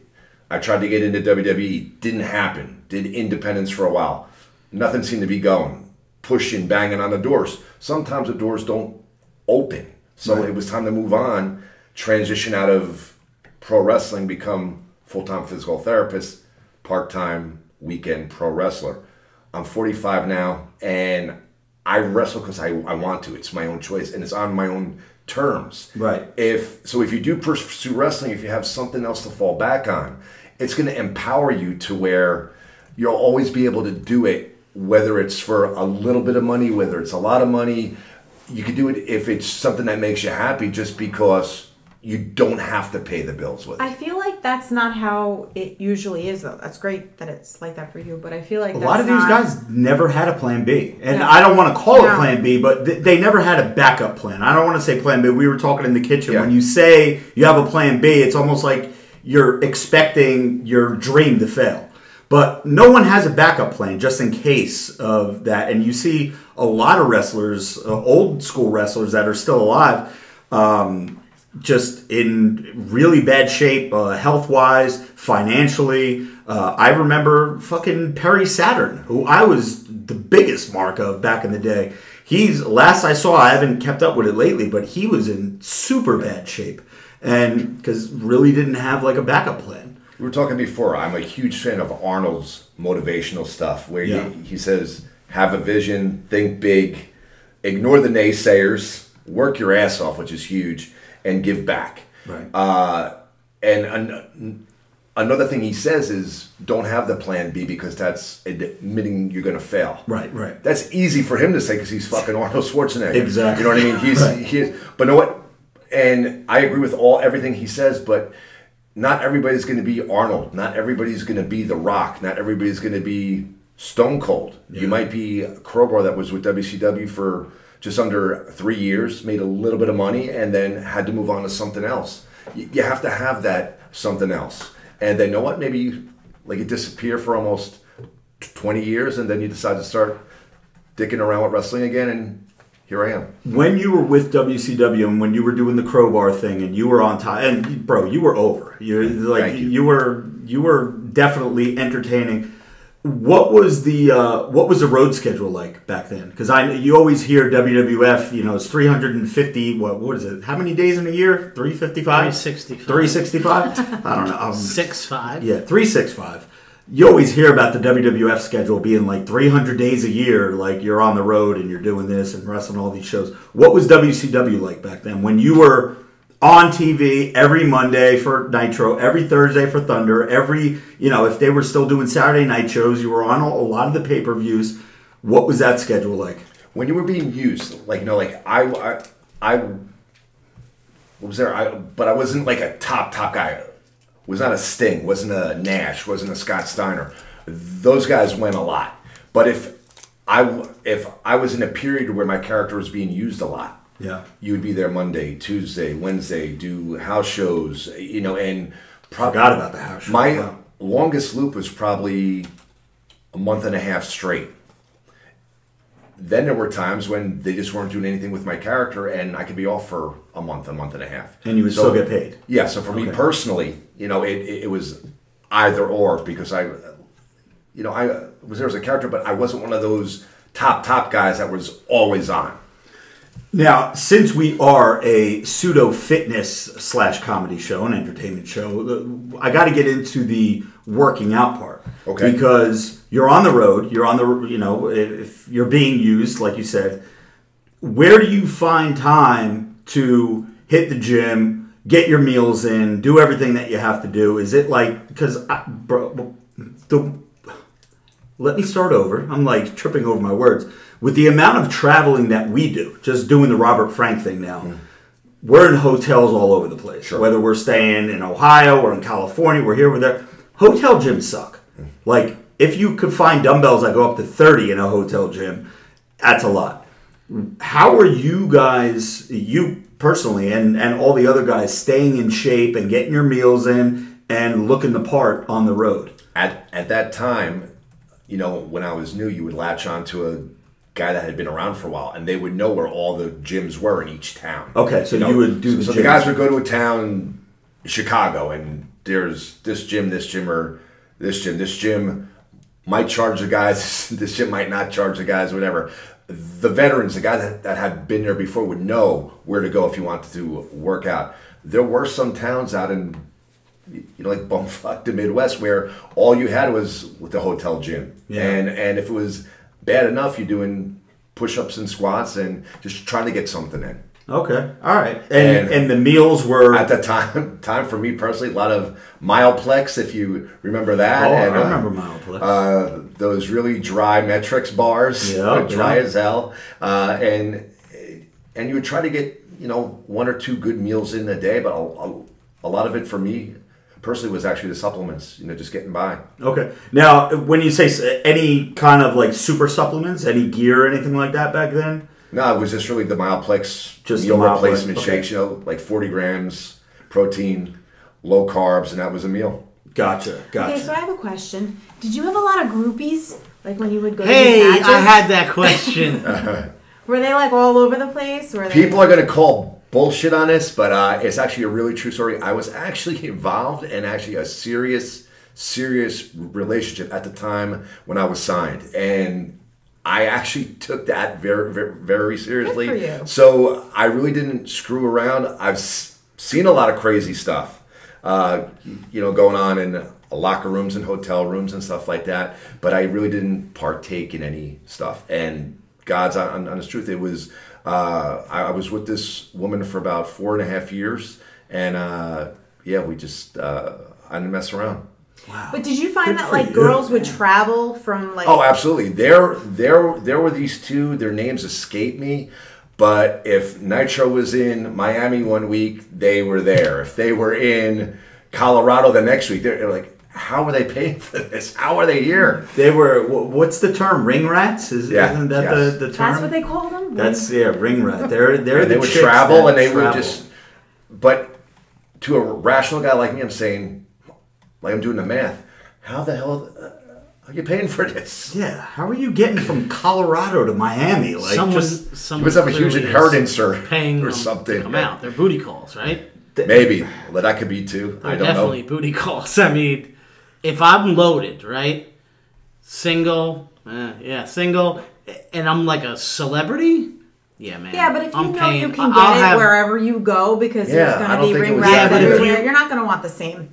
Yeah, but just if you're not. going, if there's 50 states and you got one for each state, you're just on there, boop, send. Yeah, but they're going all over. Listen, another thing too is back in those days, you didn't have to worry about the cell phone cameras as much. I mean, Oh, no. you didn't have to worry about anything. You can't do that The now. only reason, with my wife in the room, the only reason I don't cheat is because I'm afraid of getting caught. I'd be banging everything right now if I wasn't scared to get caught. So you got to be so careful. So full of shit. I Just want applaud to you. put sir. that out there. I am So not full full of of shit. shit. Damian McCoy leaves us 3 more super chats that just says these are free super chats. So thank you, Damian McCoy. Aw. And I missed one from our man Zach G, one of the mods up in the house. He says $6.15 dono. Thank you. He says, I'm surprised Joey didn't mention this, but Sonny is now in porn. So I don't want to keep interrupting, but I do. I have Wikipedia in front of me, and yes, I'm aware of that. some crimes she's committed. There's a whole bunch of stuff on All here. right, so she has something to fall back on. That's good. Yeah, based on what she's looking like currently, no one's watching that video, not even me. So, yeah, unfortunately, she's not doing too well. Probably going to have to lose about 100 pounds before Yeah, Joey right starts now. watching. Yeah. Noah Souter with a $5 dono. Thank you, Noah. He says, hey, Jackman with the permanent tan. Is Goldfang looking for any brand ambassadors? You're going to have to get with Ray on that. That's Ray's deal. But I see Ray's in the live stream as well. He says, DM him on IG. Is Ray in Japan currently? Yes. Ray is in Japan right now. A place where Crowbar was for about an hour. And then Not even. Not even an hour. Wow. Half hour tops. Ray, get a hookup at the airport for him. Would you do something? Yeah. So one of the questions that the bros had, and I think this is a really good question, and it's up to you if you want to really discuss it or not. But he said, and I'm paraphrasing here, but something along the lines of, out of all the different industries that are out there and all the different sports, your baseballs, your basketballs, your footballs, professional wrestling somehow, some way has they're infamous for having the most early deaths. You know, under 40 years old. I have my think own theories. Yes, there's so many. Do you think? And I can think of just a lot of my favorites: Kurt Hennig, Brian Pillman, Ravishing Rick Rude. Well, I was sending you one like every few Yeah, months. well, the ones that you send me, they were like your older guys that, like Roddy Piper, even though 60 or 61, whatever he was, way too young to die. King Kong Bundy, way too young to die. Nikolai Volkov, I think he was like close to 70, 75, something like that. That's still a little bit too young, but I'm talking about your guys that are like 30 to 40 or even younger. David Von Erich, who passed away at like 27. What? Is it the lifestyle? Is it the drugs? Is it the travel? What's doing it to these guys that wrestling, more than any other sport really, is having these tragedies? I will say the new crop of guys, younger crop of guys, appear to have learned a lot from the follies of the guys that came before us. Okay. I broke in when a lot of these guys were still alive. That you mentioned the Kurt Hennings, the Rick Rudes, and I always thought, what's going on here? I'm a real thinking person. So I'm thinking, why are all these guys dying? Because I'm doing this, and I don't want to end up dying. And so you're I'm still thinking, doing it at a high level. Yeah. So I'm saying, what is it? And I think it comes down to that. I think athletes in all sports do some kind of partying, whether they go out and have drinks or definitely that generation of wrestlers are into the painkillers more. And I had a very good conversation with Kevin Sullivan, and good friend of mine. Just let's wing it back. And if you ask him, he said, guys, back in the day, they would go do the show, they would have a few drinks, maybe smoke some pot, go back to the hotel room, not bother nobody. Then they started to ban pot, which a lot of the guys at that time, that generation of wrestlers were doing. So they had to find a new way to get high. Mm-hmm. So they would get hooked up with the doctors, and we all know the downfalls of the painkillers now. Yeah. So you add that into the mix now, okay? All professional sports, I believe, at some level, the guys go out, they tear it up, they have fun. Yeah. They're seasonal. There's baseball season, football season, basketball season. Excellent point. Wrestling is all year round. There's no off season. Now, let's bring up the point that wrestling is predetermined. A lot of accountability is lost.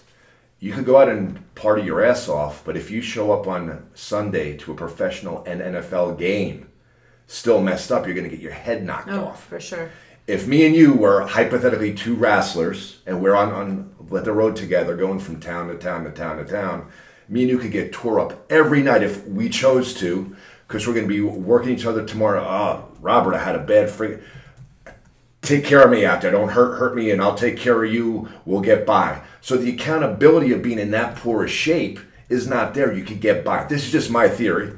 It makes total sense. Whereas if you show up banged up to your pro baseball game, your pro hockey game, your pro basketball game, and you can't perform, you're done. Whereas because it's predetermined and all worked year round that too, but because it's predetermined, even if you're banged up, you can get around it. You might not have the best match, but you're still going to get around it, and your opponent's not going to try to kill you. Right.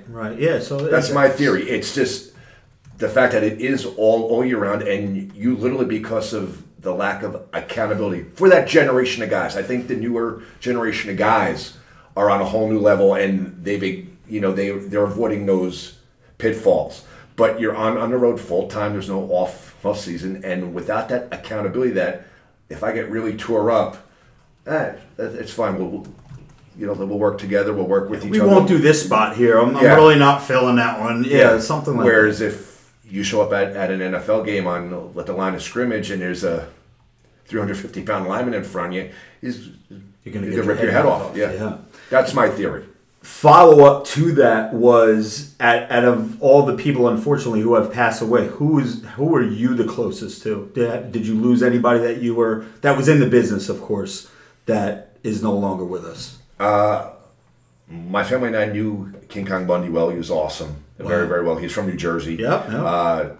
Ted Petty, Rocco Rock. I broke in with that crew there from Public Enemy there. Yeah. I was actually his last match. He was doing a double shot. We had wrestled in Jersey City. We did a hardcore match. We had a great time, and I'll never forget this.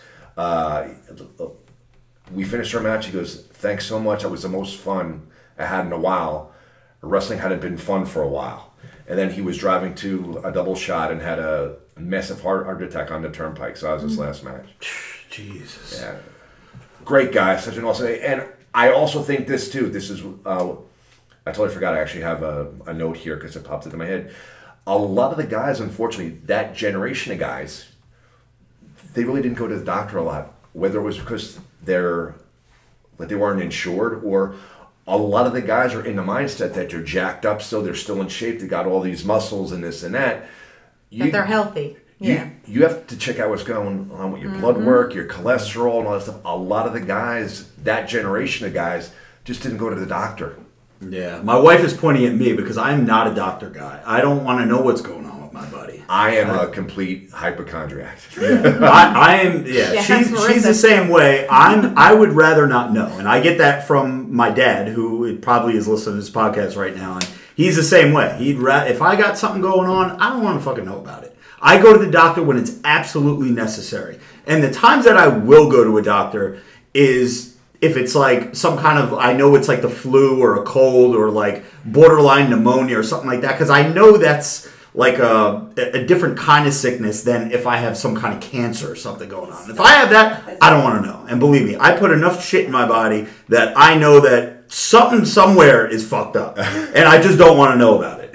But okay, so Joey, I know you had some questions. We passed over you before. I do want to get to the Sports Minute, and I do want to get to Batty with a Fatty before we close out some of the rest of these questions that I have for Crowbar. But you had some good ones you sent me today. Why don't you hook us up with one? So, we already asked the groupies one.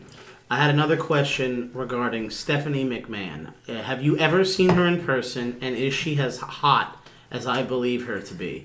Because she looks like the next door neighbor, but she's just thick enough. I don't know if you can answer this or not, if you have any ties to her or something. No, I have no ties at all. Is she hot, or am I just losing my mind? I've seen her in passing backstage. I've done several shows for WWE during my career. Never had the chance to talk to her. I think she's attractive. She's not my type. No offense. She's a very attractive person, just not my. Yeah, so during that era was the Attitude Era, right, where it was all the girls, lingerie and everything, and I still found her to be the hottest one. She does it for you. There was one match, Stone Cold Steve Austin ripped her shirt off. She had a blazer on. I don't know if any of you remember this. No? See, I'm the only one who was a perv. But he ripped it off, and you can find it on YouTube, and my God, she's so hot. But anyway, and the next question is, your profession, which is physical therapy. Yes. Was there any reason you went into physical therapy? Was it because of wrestling and how injury prone people are, or is that just a passion of yours? It's actually a long. It's actually not that long, but it's a kind of cool, preachy story. And I don't want to come off as preachy at all, but I'll try to. Okay, when I was 13, playing high school football, I tore my ACL in my left knee. Rehabbed that, went through physical therapy. Came back, and that's actually what got me involved in working out, because I had gone to physical therapy, got really... My legs were huge by the time I was on, and that was way back in the day before insurance would cut you off after 20 visits. You could go until, whenever. So I had these huge legs, and it got me into working out, not just my legs, but my upper body. Came back, played football, played so much better because my legs were strong, all that extra leg strength. Then my junior year, I tore the ACL in my right knee. At that time, ACL reconstruction was a 14, 15-month rehab, a long rehab. Spoke about Mom before when I went to Japan, and that's a terrible surgery. It's a lot to go through, and so I opted not to repair either one of them. Mm-hmm. I handled it with physical therapy, and as a result, I had strong legs, but because the ACL was missing, there was a lot of joint play in there. So I would tear the meniscus here and there. I've had 3 scopes on each knee to clear out the meniscus. And I was exposed to a lot of physical therapy, and I just liked it. Gotcha. And that's how I got involved. So you wanted to help people. Yeah. That's basically what it came down to. I wanted to help people. I liked working out. I was always great with science. Science was bio, chem, stuff like that those were subjects that I could just go to class, not even study, and just get A's on those tests. Wow. I was just a good science guy. And it was just something that just pulled me towards it. So at that time, I tear my left one. 2 years later, I tear my right one. Huge injuries after I had just rehabbed one, and now I have another one. And I was devastated. I wanted to play football. That's all I wanted to do, and I can't because I kept getting hurt. Had I not had those 2 injuries, I would never be exposed to physical therapy. So I always say, not to get preachy, God steers you the way he thinks you should go. And those 2 injuries changed my entire life. Yeah. Well, that's good. And again, it gave you a career, and it piqued your interest enough to learn to do it. I know that's not easy schooling either. That's years. Yeah, it was crazy. What is it? How long does it take that's at least 6, right? Now it's a doctorate. When I went, it was a bachelor's, but it was a lot of schooling. It was harder to get in. I mean, that was the biggest thing, is just getting in, and then once you got in, you had to work hard to stay in. But getting in was ridiculous. Just got sidetracked for a moment, just because our man Damian McCoy, this guy loves us, man.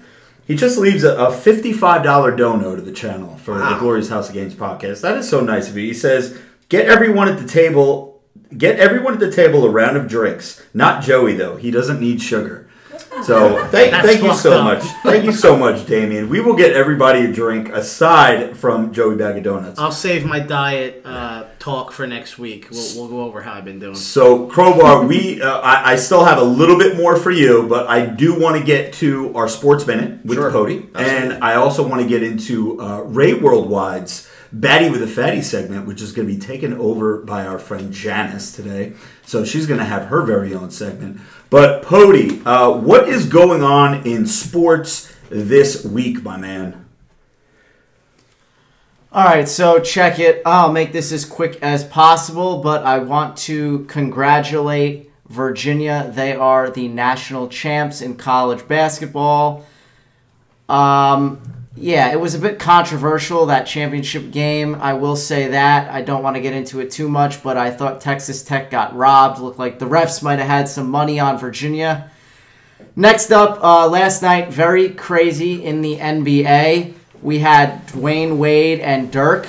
They are both retiring, so they played in their final home games last night, and coincidentally enough, both dropped 30 points. In that game with Dirk, it was supposed to be his night, but Jamal Crawford, for you basketball fans, you'll know who he is. He's been around forever, 39 years old, played on 8 different teams. He scored 50 points, 51 points to be exact, and he broke Michael Jordan's record to become the oldest man ever to score 50 points in a basketball game in the NBA. Yes. Man. So kudos to him, and he did say he wants to come back and play more next year. So we'll see if he's playing at 40. Paul George and Mo Harkless, they hit game winners last night as well. And then Magic Johnson, president of basketball operations with the Lakers, he decided to call a press conference with the media, and he quit. Didn't tell his bosses, didn't tell anybody prior, just straight up quit on the spot. And I have a theory to all of this. He said he wants to be the old Magic Johnson. He's not having fun, yada, yada, yada. Here's my theory. Nobody wants to work with LeBron James whatsoever. Wow. He can't get anybody to come play with him, no superstar talent to work with him in Space Jam 2, and it's a whole mess out there in Hollywood. So really a classless move there by Magic, but what else do you expect? And then a couple notes in college basketball. Chris Mullin, he resigned at St. John's. UCLA hired Mick Cronin. And congratulations to the New Jersey Devils. They won the draft lottery last night, #1 pick. The Rangers got the #2 pick. So you can catch me every Friday on This Week in Sports. Pody out. Thank you very much, Pody. And again, just to repeat that, you could find the Pody on all your podcast apps, iTunes. Give him a 5-star review. Leave him a comment. Let him know that you heard about his show through the glorious House of Gainz podcast. Shout out to the Brooklyn Nets. They also made the playoffs. There you go. Cody's a big-time fan of the Brooklyn Nets. Brooklyn Nets fan. So Ray Worldwide is not in the house today. Ray Worldwide actually dropped the ball with not last week, but 2 weeks ago. The baddie with the fatty contacted Ray and said, "Hey, I heard I want a tank top." And Ray dropped the ball and never got her address. So that baddie is still floating out there in interweb land, and we need to get her address. So I don't even remember which name it was. Space. Outer space. Wait, you just can't email him? You just can't ask him what it is? I told him, go back through your DMs. He said, "Oh, I deleted it. I fucked up." But he sent me the screenshot that she reached out and said, "Hey, I heard I want a tank top." So we have another super chat. Jesus, Damian McCoy, my man, sends another donation to the channel. He says, "Hey, spending money at the glorious House of Gainz, so I won't have any money left to buy drugs." Well, that's good. So spend it on us instead of it all depends. Spend it on us because we're just going to use it to buy drugs. Yeah. I'm almost out of trend. So, but all right. So Ray Worldwide has a segment every week, which is called the Baddie with the Fatty. Crowbar. Not sure how familiar you are with this segment, but Ray picks a chick. It's always fan nominated or bro and broette nominated. I hate the word fan. We like to call the people that support our show and listen to our show our bros and broettes. The fan seems kind of markish, right? Gotcha. But they nominate a chick on Instagram, and there's some requirements. She has to have less than 100,000 followers, which in today's day and age, almost every chick has close to or not over 100,000 followers, especially if you're going to show your butt off on Instagram. And she has to be pretty. However, Ray Worldwide is in Japan right now. So Janice will be taking over this segment. So, without any further ado, ladies and gentlemen, boys and girls, children of all ages, the moment you've all been waiting for. Janice's Baddie with a Fatty of the Week. Oh, God. You have to say, take that. Yeah, take that. Take that. No.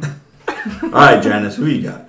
Okay, so first of all, after you told me I had to do this, I was on the, this is weird when I hear my voice echo. You nominated But yourself. for like an hour and a half, I'm just scrolling through girls with big butts, and yeah, I became very self-conscious by the end of that. Yeah, that is you. Okay, so I decided that I really like this girl that I know. She's great. She's my friend's cousin. And it's Sammy, SAMI_S415. She meets all the criteria. Okay. She only has like 2,000 followers. Okay. And so I pick her. So Sammy_S415.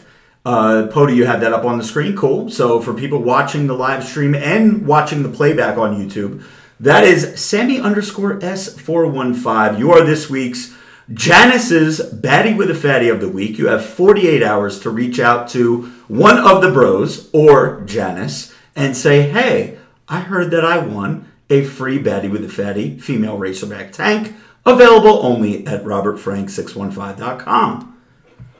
I just want to add in, before we told her to do this, when Ray does this, he always shows us, because you need to accept these baddies. You can't just let anybody just shout out a name. Okay.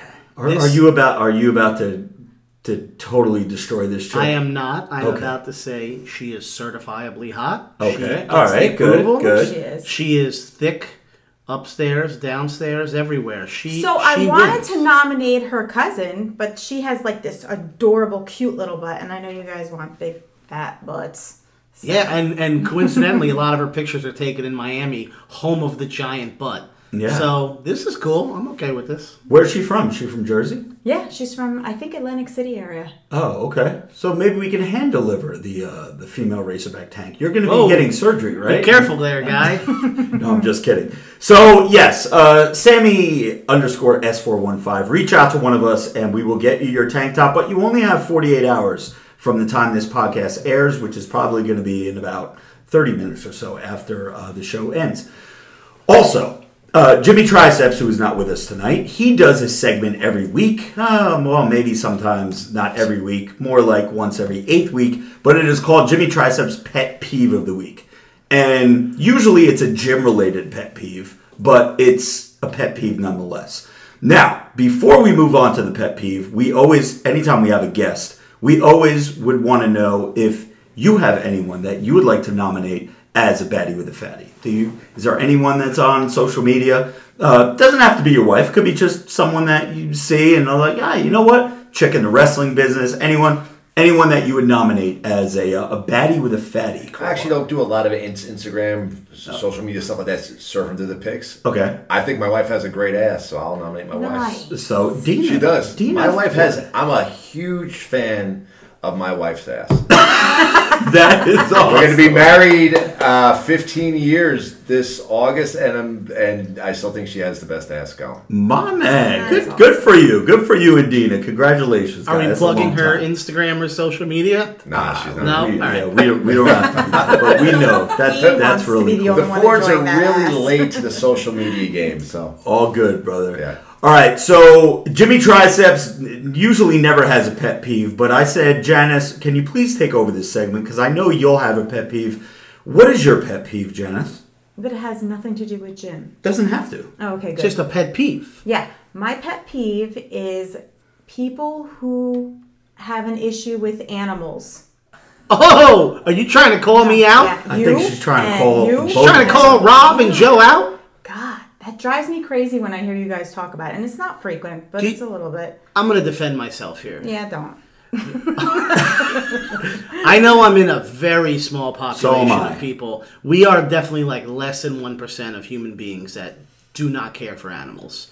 And my mentality on that has been forever, and that is they don't serve a purpose. If you don't serve a purpose in life, I find you to have no value. Do you have any animals? What's your Crowbar? purpose? Do you have a You have a dog? cat. Almost You have a cat? everybody. My wife has animals. I mean, like, I just, listen, if you cannot do something. Now, your argument is going to be cats and dogs. They're They're emotional companions. support. You'll tell me that tigers hunt this animal, and that's why the circle of life. If you can't do anything to make society more productive, in my opinion, invent some new technology, do this, do that, get a job. I don't need you. I don't care for you. So that's why I've never cared for animals. I cannot gain emotional support from them. They cannot get a job and help me make money and pay the bills. So I don't have goldfish. I don't have any, and nothing. You're done. The only thing I'm doing with you is eating you. Dogs, obviously, it's illegal. But I mean, hey, if I'm in China, I'm trying it because I believe it's legal there. Joe. Hey, sorry. Wait, and Pody's smiling. Are you all about you Pody agree? is in agreement with I- us. Yeah. My whole thing is the animal hair. I hate hair. So, like, cat hair, dog hair, them jumping on your furniture, they're in your bed, they're this or that, I wear black a lot, so it's a pain in the balls. Jacob Allison, and we're going to get to more pet peeve stuff in a moment, but Jacob Allison leaves a $5 dono. He says, Ray Worldwide, Vegas, Dad's worst nightmare. I noticed those gains on the arms, my dude. Are you a real gym bro or nah? Show me them legs, bruh. So, Ray is not with us tonight. Ray is in the live stream, but he is in Japan right now, Jacob. But no, Ray does not do legs. None of the bros really do legs. It's an upper body business, right? Rick Rude said that many, many years ago when Stone Cold Steve Austin, or back then, I guess it was probably Stunning Steve Austin, asked Rick Rude why he doesn't do legs, and Rick Rude said, it's an upper body business. So, Damian McCoy with another super chat says, I think I'm going to write some wrestling introductions for the Glorious House of Gainz crew. That would be awesome, Damian. I have a pet peeve, and it's wrestling related. And I don't know, Crowbar, if you agree with me or not. Let's find out. Back in the day, okay, here's the pet peeve. My pet peeve is promos in the ring. Okay. The way that I grew up watching wrestling, all your promos and your stories were told. You remember the old NWA with the little podium, Tony Schiavone, off-site with David Crockett and Tony Schiavone interviewing the Four Horsemen, Magnum TA, Dusty Rhodes. It was always outside the ring. Like, the ring was where people fought. Sure. That's where people wrestled. Later on in years, you go to your WWF or probably WWF, but you had your Piper's Pit, your Snake Pit, your Flower Shop with Adrian Adonis. They always set stuff up that way. It always, and it told a story, it built an angle, everything was off-site, and again, the wrestling happened in the ring. That's my biggest pet peeve now, is Raw opens up every week, and even Nitro, back when WCW was around, always used to open up with somebody in the ring talking on a microphone. And, okay, you can still build a storyline that way, that's fine. But I miss the old days of telling a story outside the ring, and the ring is actually where the story came to like a close. Do you agree or disagree with that? I like the off-site. Okay. You know, The Miz has his, let's show, what is his things called? Not the highlight reel. I forget. You know what I'm talking about, though. Yeah, exactly. But anyway, how great would that be if you took the same concept and had a site like next to the entrance ramp, and it was just a different scenery, different place? Yeah. I totally agree. I have no problem with in-ring stuff, but I think a lot of stuff could be made more special if you actually had a set off stage, off ring someplace. Yeah. No, and that's... This would be live to the crowd, just not in the ring. Right. And Brother Love, who's great. Oh, Forget. it's fantastic. Oh my God, he was the fucking best. Doesn't have to be gym related or wrestling related at all, but do you have any pet peeves that drive you up a wall when something happens and really pissed?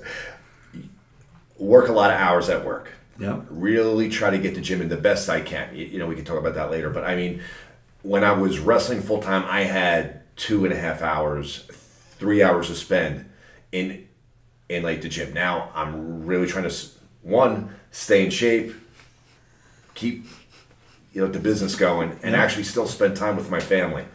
When I go to the gym, and I'm not judging anybody, but you're waiting for a certain piece of equipment, and there's one guy on there, and you can tell he doesn't know how to use it, and he's doing friggin' 19 sets. Yeah. And you're just still... It's like, bro. That drives me nuts. Okay. So the guy that just hangs out on the machine way too long. Doing a ridiculous amount of sets, and you're saying to yourself, you're just... When you're doing it wrong, you're overtraining at this point. Yeah. No, I got to get out of here. There's a lot of people that are at my gyms that do the same exact thing. But, so that's definitely... And they see you watching, too. They see you watching and waiting. For sure. And then they just wait even longer. They take even longer. So, WRaver717, $6.15 dono, says, Hey, Joe, my 130-pound Roddy serves a purpose. He protects my house when I'm not home. Hashtag dare you to break into my house. Thank you. Okay. So, in my defense, I have a security camera at the front door. I have a gun. Yep. Okay. And I have me. Okay, but those things serve a purpose. Yeah, but when his dog serves he says a purpose. when they're not home, when he's not home. Yeah. So then buy a security system, buy a gun. Listen, I'm not going to win this argument because, like I said, I'm a very small population. People, right.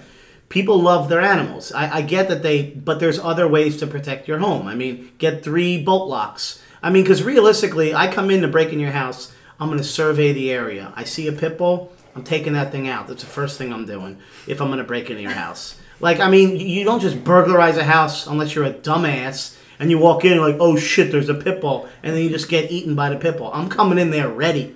So I get that it's a protection, but, you know, again, there's other ways around that. But again, I know that I know I'm in a small club. I know that. But I can't change. I'm 35 years old. It's not going to happen. But I respect people. I don't go to people's houses and I'm like, lock up your dog. I'm not coming in. Oh, that's good. Like, I still go over. You know, I'll touch your dog, all that. But I just personally... I'll touch it. Yeah, I'll pet it. I'll say, hey, what's up? I don't do the dog talk or hey, baby. I just, what's up? All right, don't bite me. And then that's it. So I'm not... And again, my wife, I've been with her for 14 years, has had dogs her whole life. So I'm not anti-dog. I don't need them. They do nothing for me. No animal does anything for me. That's all I'm saying. Okay. But whoever, Raber, just make sure your dog is trained to be able to attack someone who knows the dog is there. Another one of the... all right, thank you for that, Joe. And I'm in agreement with you. But anyways, we have another fan question for Crowbar who says that they thought you would... Was there ever any talk to have you in some kind of an angle? And if there was, I totally forgot about it, so correct me if I'm wrong. Any talk for you to be in any kind of angle or part of the whole Raven thing when he went to WCW? Like, he said that you would have been perfect for, like, to be in Raven's. People have said that to me, and, you know, even after WCW going to WWE, it was talked about a lot by people. Oh, you would fit great with Raven, this and that. As far as the offices go, you know, people calling shots. I don't know if it ever got that far, but I had a ton of people say, "Oh, you, David and Daphne would be great with Raven. Yeah, all 3 of you would be great." But because I could see you being like, I could too. Raven's like number 2, like where Saturn was, and then like eventually feuding with him and like doing your own program. Because I thought you guys would work well together. Fans did suggest that to me. It just, I don't know if that was ever something that came across in, you know, the booking offices or anything like that. Do you have any good Raven stories? Because I heard he was a wild boy back in those days. Or did you kind of keep to yourself back then?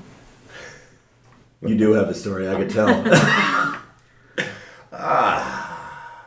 He's like, do I tell it though? I have a story.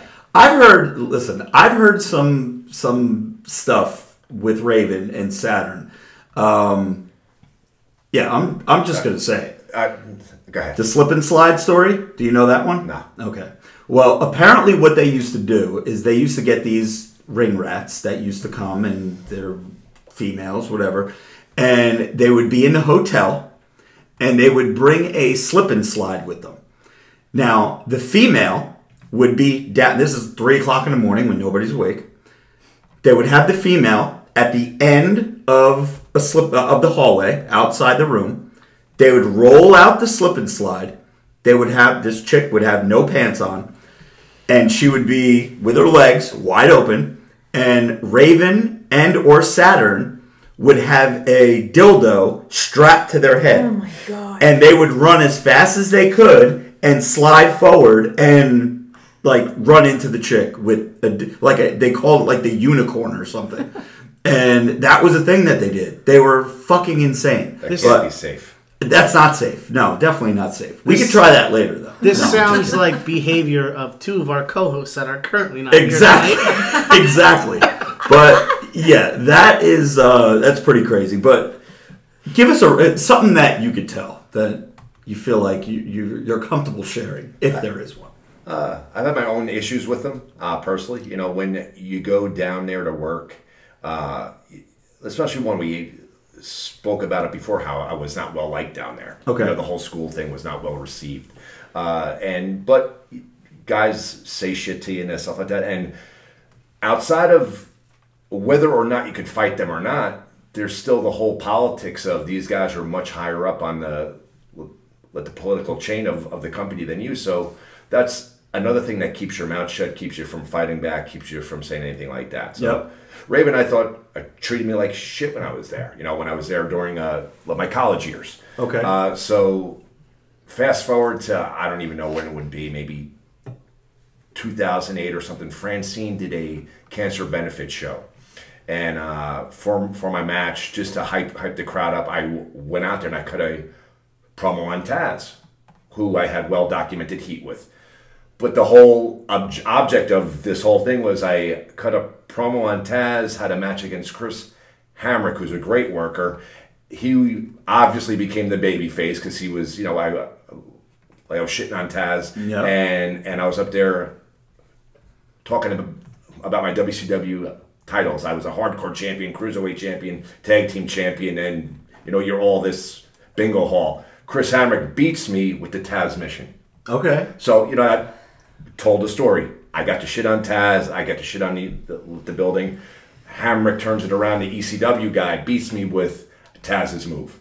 So Gotcha. I go to the back, and this is, now I'm a full-time physical therapist. I'm an administrator at this facility, wrestling for fun, just having a good time. Raven comes up to me. He goes, yes, I really don't think you needed a promo, and I didn't appreciate that. And I'm probably going to say something in my promo about you, so I'm just giving you the little professional heads up. And he gives me a little tap, and he walks away. Chris Ford back in 1993, 94 would have just, because you got to keep your mouth shut. Yep. Politically. So he walked away. I fucking grab him by the tricep, and I pull him, and I go, you could go out there, say whatever the hell you want. One, because it's so many years later, no one gives a shit. And if I don't like what you said, we're going to have an issue when you come back. Needless to say, go by the video. He didn't say anything about me. Wow. And there were a lot of guys in the back that popped so huge. And the phrase, that's one for the good guys. Yeah. I guess he wasn't used to someone. And then after that point, though, like Taz, I saw him at another show, and, we were cool. But, it's just when the situations change, and I didn't need to have his approval to move up a ladder here or there, or have to worry about him saying something. I was out of the wrestling business full time. I was making a living doing something else. I was there by choice and having a good time, and I just wasn't going to take his shit. And then from that point on, he learned that. Gotcha. But we're cool now. We're grown people, and it's I listen to his podcast once in a while. I catch little clips on YouTube here and there. He definitely has a mind for the business. Smart guy. I'm definitely saying super smart guy, great mind for the business. Was a dick to me that one time, and that was it. There you go. Let's catch up on some that last super time, chats. rather. Zach G says, Joe should buy a dog and teach it to bite him every time he eats. Problem solved. There you go. That's a good idea. Our man Nino says, Crowbar would be excellent addition to AEW, in my opinion. We are going to get to that in just a moment. But we do have one more that we have from Damian McCoy. Will Ray Worldwide ever get a chance to reclaim his Vegas title? That is to be determined. It will be in September, once again, in this year, in a couple months. We're about 6 months out. We've been going every year to Vegas for like 10 years now. Yeah. So we'll be there again, and we'll see. He'll have his chance. I just don't think he's going to cut it. And Damien also says, on a different note, Crowbar has been a badass guest. Would love to see him come back on again. So before I get to the last couple of things, and I promise you we don't have too much longer, we have to go over your biggest highlight. I mean, to me, as a fan, wrestling fan, when you worked with David Flair and Daphne. I remember the gas station skit that you guys did. You came out. David Misfits and right. Puro, yeah. Yep. David Flair was doing the psycho thing where he was carrying a crowbar and hitting people with it, and then you were in the gas station. You were a gas station attendant, I believe, right? Yeah. And so you got to work with David Flair, Daphne, the Misfits, Vampiro. You guys had a little program. What was that like? That was great because I was actually I had been working the Saturday Night Show as Devon Storm, and I was being groomed to be this new cruiserweight. Were you still doing the rocker, like the rocker attire though? Like with the at that time you could find it. There's a few clips up there. Dark hair, velvet tights. It was Crowbar, but in tights, not jeans. Okay. And not really that the happy, crazy, with the smiling and all that. Just a evil, freaking gothy looking cruiserweight guy. And I got to work some of the guys from the power plant. I had a match with Booker T and Chris Benoit, both as that character, which was awesome at the time. As I always admired Benoit's work, it was just awesome. So getting to work him was insane. And then I had gotten a call, said, we have an idea for you. Come down to Salisbury, Maryland, and the rest is history. There. Who would that be? Is this Russo and Bischoff at the time, or Russo had seen me after the Saturday Night Show at a hotel bar. Okay, I had my hair down and I had a leather jacket on. And the story goes, as it was told to me, he goes, "Who is that guy? He looks sick." And the gist of it was David Flair was drawing ratings.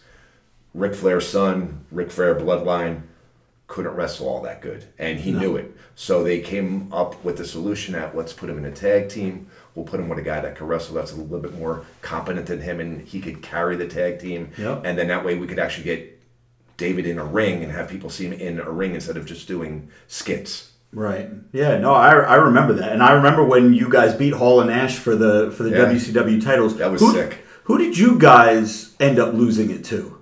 The Mamalukes. It was the Mamalukes? Yeah. Okay, I thought it was Chronic for some reason, but I didn't do enough research. Was Chronic working back then when you guys were still doing... They were there, I believe, yeah. Okay. So the Mamalukes, I was a big Johnny the Bull fan. I loved his physique. Amazing. I was like, bro. And the things that he could do... His athleticism was crazy. It was crazy. Yeah. He looked like something straight out of Bronx Tale. And Big Vito, too. So Damian McCoy, you read that super chat, but D. Almeida leaves super chat. He says, Crowbar, who welcomed you the most when you started pro wrestling?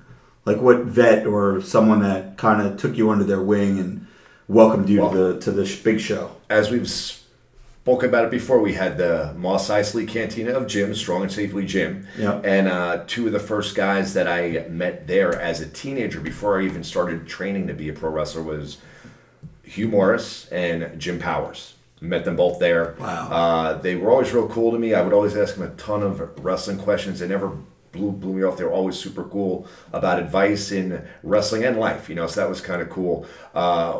As far as moving up the ladder, I mean, there were so many people, and I hate leaving anyone out. Dallas Page, you can't leave him out. He actually got me my deal. Jim Cornette did a lot for me. Kevin Sullivan, Jimmy Hart, guys that really helped give me opportunities in the wrestling business. There were tons of independent promoters around there too. I just don't want to leave anybody out. Yeah, no, definitely. A lot of people. So that's... None of them forgotten. Yeah, like I always tell people that I'll actually drop a random text at people once in a while. Hey, just thank you. Never forgotten. Thanks for help. Yeah, that's... I'm reading these things on live stream. Someone asked, what the fuck was WCW smoking when they created Glacier? Were you there for that? When that whole... they were doing the... He was there, and then I think they did the gimmick where he sold his tights to Kaz Hayashi, I think. That was going on. Yeah, I remember. I vaguely remember that going on. But Glacier, I remember the whole Glacier build-up, and then I don't know if it ended up being a flop or what, but I know he ended up changing his gimmick. Like a couple months later, he started doing some kind of like sports coach or something. Yeah, on Saturday night, I would see him. That's right. Yes. Yeah, it was crazy, but it was like some gym teacher gimmick. So someone wants to know if you still watch the current product now. Do you watch WCW? Whenever I can. WWF. Okay, so whenever I can, I'll usually get home late on Monday. That's a late night for physical therapy. Big busy day, so you got paperwork. I hit the gym, and then whatever's on when I get home, I'll watch with my wife Dina. But honestly, when I do cardio and stuff like that, it's a lot of '90s stuff. I watch. I like watching the older stuff. Yeah, no, me too. I like I said, I live on YouTube. The current product right now, they just had the WWE, I don't know if you guys know this or not, but WWE just had their WrestleMania pay-per-view. It was headlined by Becky Lynch, Charlotte Flair, and Ronda Rousey. Now, in my opinion, and this is not being sexist or anything like that. I know it's like the women's thing right now. The women are in power. That's like this thing that they're doing. I actually was in the mall today, and I walked past Express, and they have a tank top that says, women are the future. That's like what the front of the tank top said. So, anyways, my opinion is this. The reason that WWE, and you can correct me if I'm wrong, the reason that WWE had to have this as the main event is because their star power is lacking so much. There's no intrigue for any new matches that they have with the talent roster that they have, that they had to have something new, being women in the main event, and a match that no one's ever seen before. Becky Lynch versus Flair versus Ronda Rousey. What do you think about the current talent roster right now? Just how many times are we going to see Roman Reigns versus Brock Lesnar? How many times are we going to see Braun Strowman versus Brock Lesnar? I just feel like for WrestleMania, they didn't have that intriguing match that could headline the pay-per-view, and they had to put new people in there, and it would just happen to be women. What do you think about any of that? I think from a publicity standpoint, it was, they couldn't go, it didn't hurt them to have the women in the main event. Mm-hmm. It shows are giving women a chance. The women in the main event were very competent. They're stars in their own right. If that's not your thing, if that's not the match you're going to tune in to see, and you're a guy or whoever, you're still going to tune in. But with the public eye, you still gave women that top billing.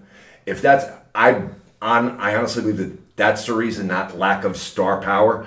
I do think that they haven't made stars on the level of a Rock or an Austin or like that yet. Yeah. Then going back to what I said before, though, the athleticism, incredible workers there. Incredible workers, incredible work rate. I just don't think they've made a guy or a star at that level, right, since those guys have. They haven't made the household name. And nowadays, social media is so big. And that chick, Becky Lynch, is killing it on social media. I mean, she's basically, if you go on her Twitter and read her tweets and shit, she's a troll. That's all she does is troll people. She makes fun of Ronda Rousey. She makes fun of Charlotte Flair. She's working the gimmick, of course, but she gets so much engagement on social media, and that is a huge part of. That's why amazing, back in the day, back in like the 90s, to be considered like a lifetime indie guy might have been like a slap in the face, like, oh, you never made it to the big. But now with YouTube, every show is being broadcast on YouTube, whether it's a show with 25 people, and these guys are putting on matches that are better than WWE. Yeah. It's crazy. So talk to us real quick about, not real quick, take as much time as you need, but the Rescue Mania that you've been doing. How many shows are you up to now? We're on 7 shows in just over a year, and the majority of the shows have been literally within a 2-mile radius of each other, which is crazy. Okay. So this is and this is benefiting the fire departments, and the first one was. Okay. It actually started out as, I had a friend of mine from high school, fireman, was coming in as a patient. He said, hey, I always see on your Facebook page you're doing a show here or show there. Is there any way we could do that with the fire department? I said, yeah, sure. It'll be fun. Let's try it out. And like he actually said, we have to do it where nobody gets offended, though. We have to make sure there's no cursing, no fan-friendly, family-friendly, no blood. If it happens accidentally, so be it, but no, overt guys bleeding all over the place. So we put it on, and I always had an idea for wrestling. I'm a huge fan of late 80s, early 90s wrestling. And that's kind of what I molded this show around. There's an exceptional amount of good local talent in the area. So I put my business hat on, and not my wrestling hat, the business from owning physical therapy business. And a lot of guys will run shows, fly in a whole bunch of guys. And when you go through the budget, even if they sell the show out, there's no way you're going to break even. It's impossible. So I used a lot of local guys that were very talented, looked good, looked the part. You know, that was big. I think, as I've said before multiple times on the broadcast, the athleticism is on a whole new plane, a whole new level. Yeah. I quite simply say a lot of the bullshit that made wrestling fun, and be it fun or exciting, is gone. The outfits, the over-the-top characters. And I'm not saying you have to have a whole show like that, but I think some of that's gone. And we kind of recreated that with the first Rescue Mania. It was a sold-out show. People turned away at the door there. You were there, you know. I was there. Yeah. With a whole lot of fun, throwback shows, and it was, I'm not going to say an older style, because we had guys doing modern moves. Yeah. It was modern moves at a more of a mid-90s pace. Yeah. If that makes sense. That makes sense. Totally sense. And the first show was a success, and it was followed up by a second, third, fourth, fifth. We're on our seventh one, which will take place this Sunday in Rutherford, New Jersey. It's going to be for the Tracers, which is an organization in North Jersey that helps homeless veterans find both jobs and homes. Perfect. Nice. Perfect. That's really awesome. And I'll be wrestling Joey Janela that night, and that should be a whole lot of fun. And we've worked each other in the past, and our match will probably be one of the more violent, modern type matches that if you're a fan of modern wrestling, you're going to enjoy that. Gotcha. Yeah, no, I'm looking forward to that. Now, one of your last shows that I saw, you sent me a clip on Facebook where you jumped off the top of a steel cage and put somebody through a table. So even at 45, you're still doing some of the craziest shit out there. Nobody else was jumping off of a cage that night, I'm pretty sure, right? So who were you working that night? Was that Andrew Anderson. Andrew Anderson, okay. And it's, like I said before, I just love what I'm doing. I do it for my own enjoyment. Thank God my physical therapy business does very, very well. I'm not being, I'm not just blowing smoke up there. Yeah. I'm just trying to establish that I'm in this shit because I friggin' love it still. Yeah. I feel blessed that my body could still do it and still do it at that level. When it stops being fun, I'll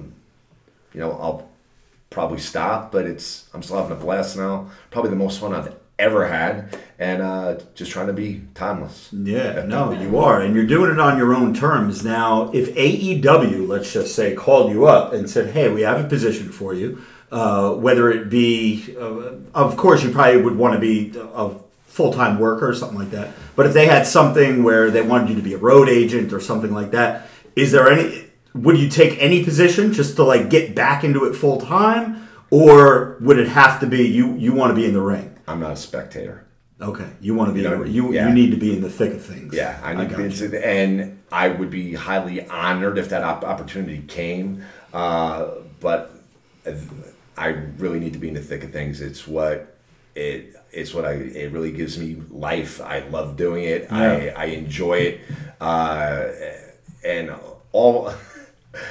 When I jumped off the cage, I got so many IMs and texts from friends that are former, or not former, still wrestlers. What the fuck are you doing? You have a job, this, that, the other thing. Yeah. Whenever I do a stunt, as crazy as it looks, I'm very calculated about it. I have work Monday. I have the business. I have my family. I knew I could jump off. I knew I could hit it just right. Yep. And it's something that gave me a rush. It gave the fans there a rush.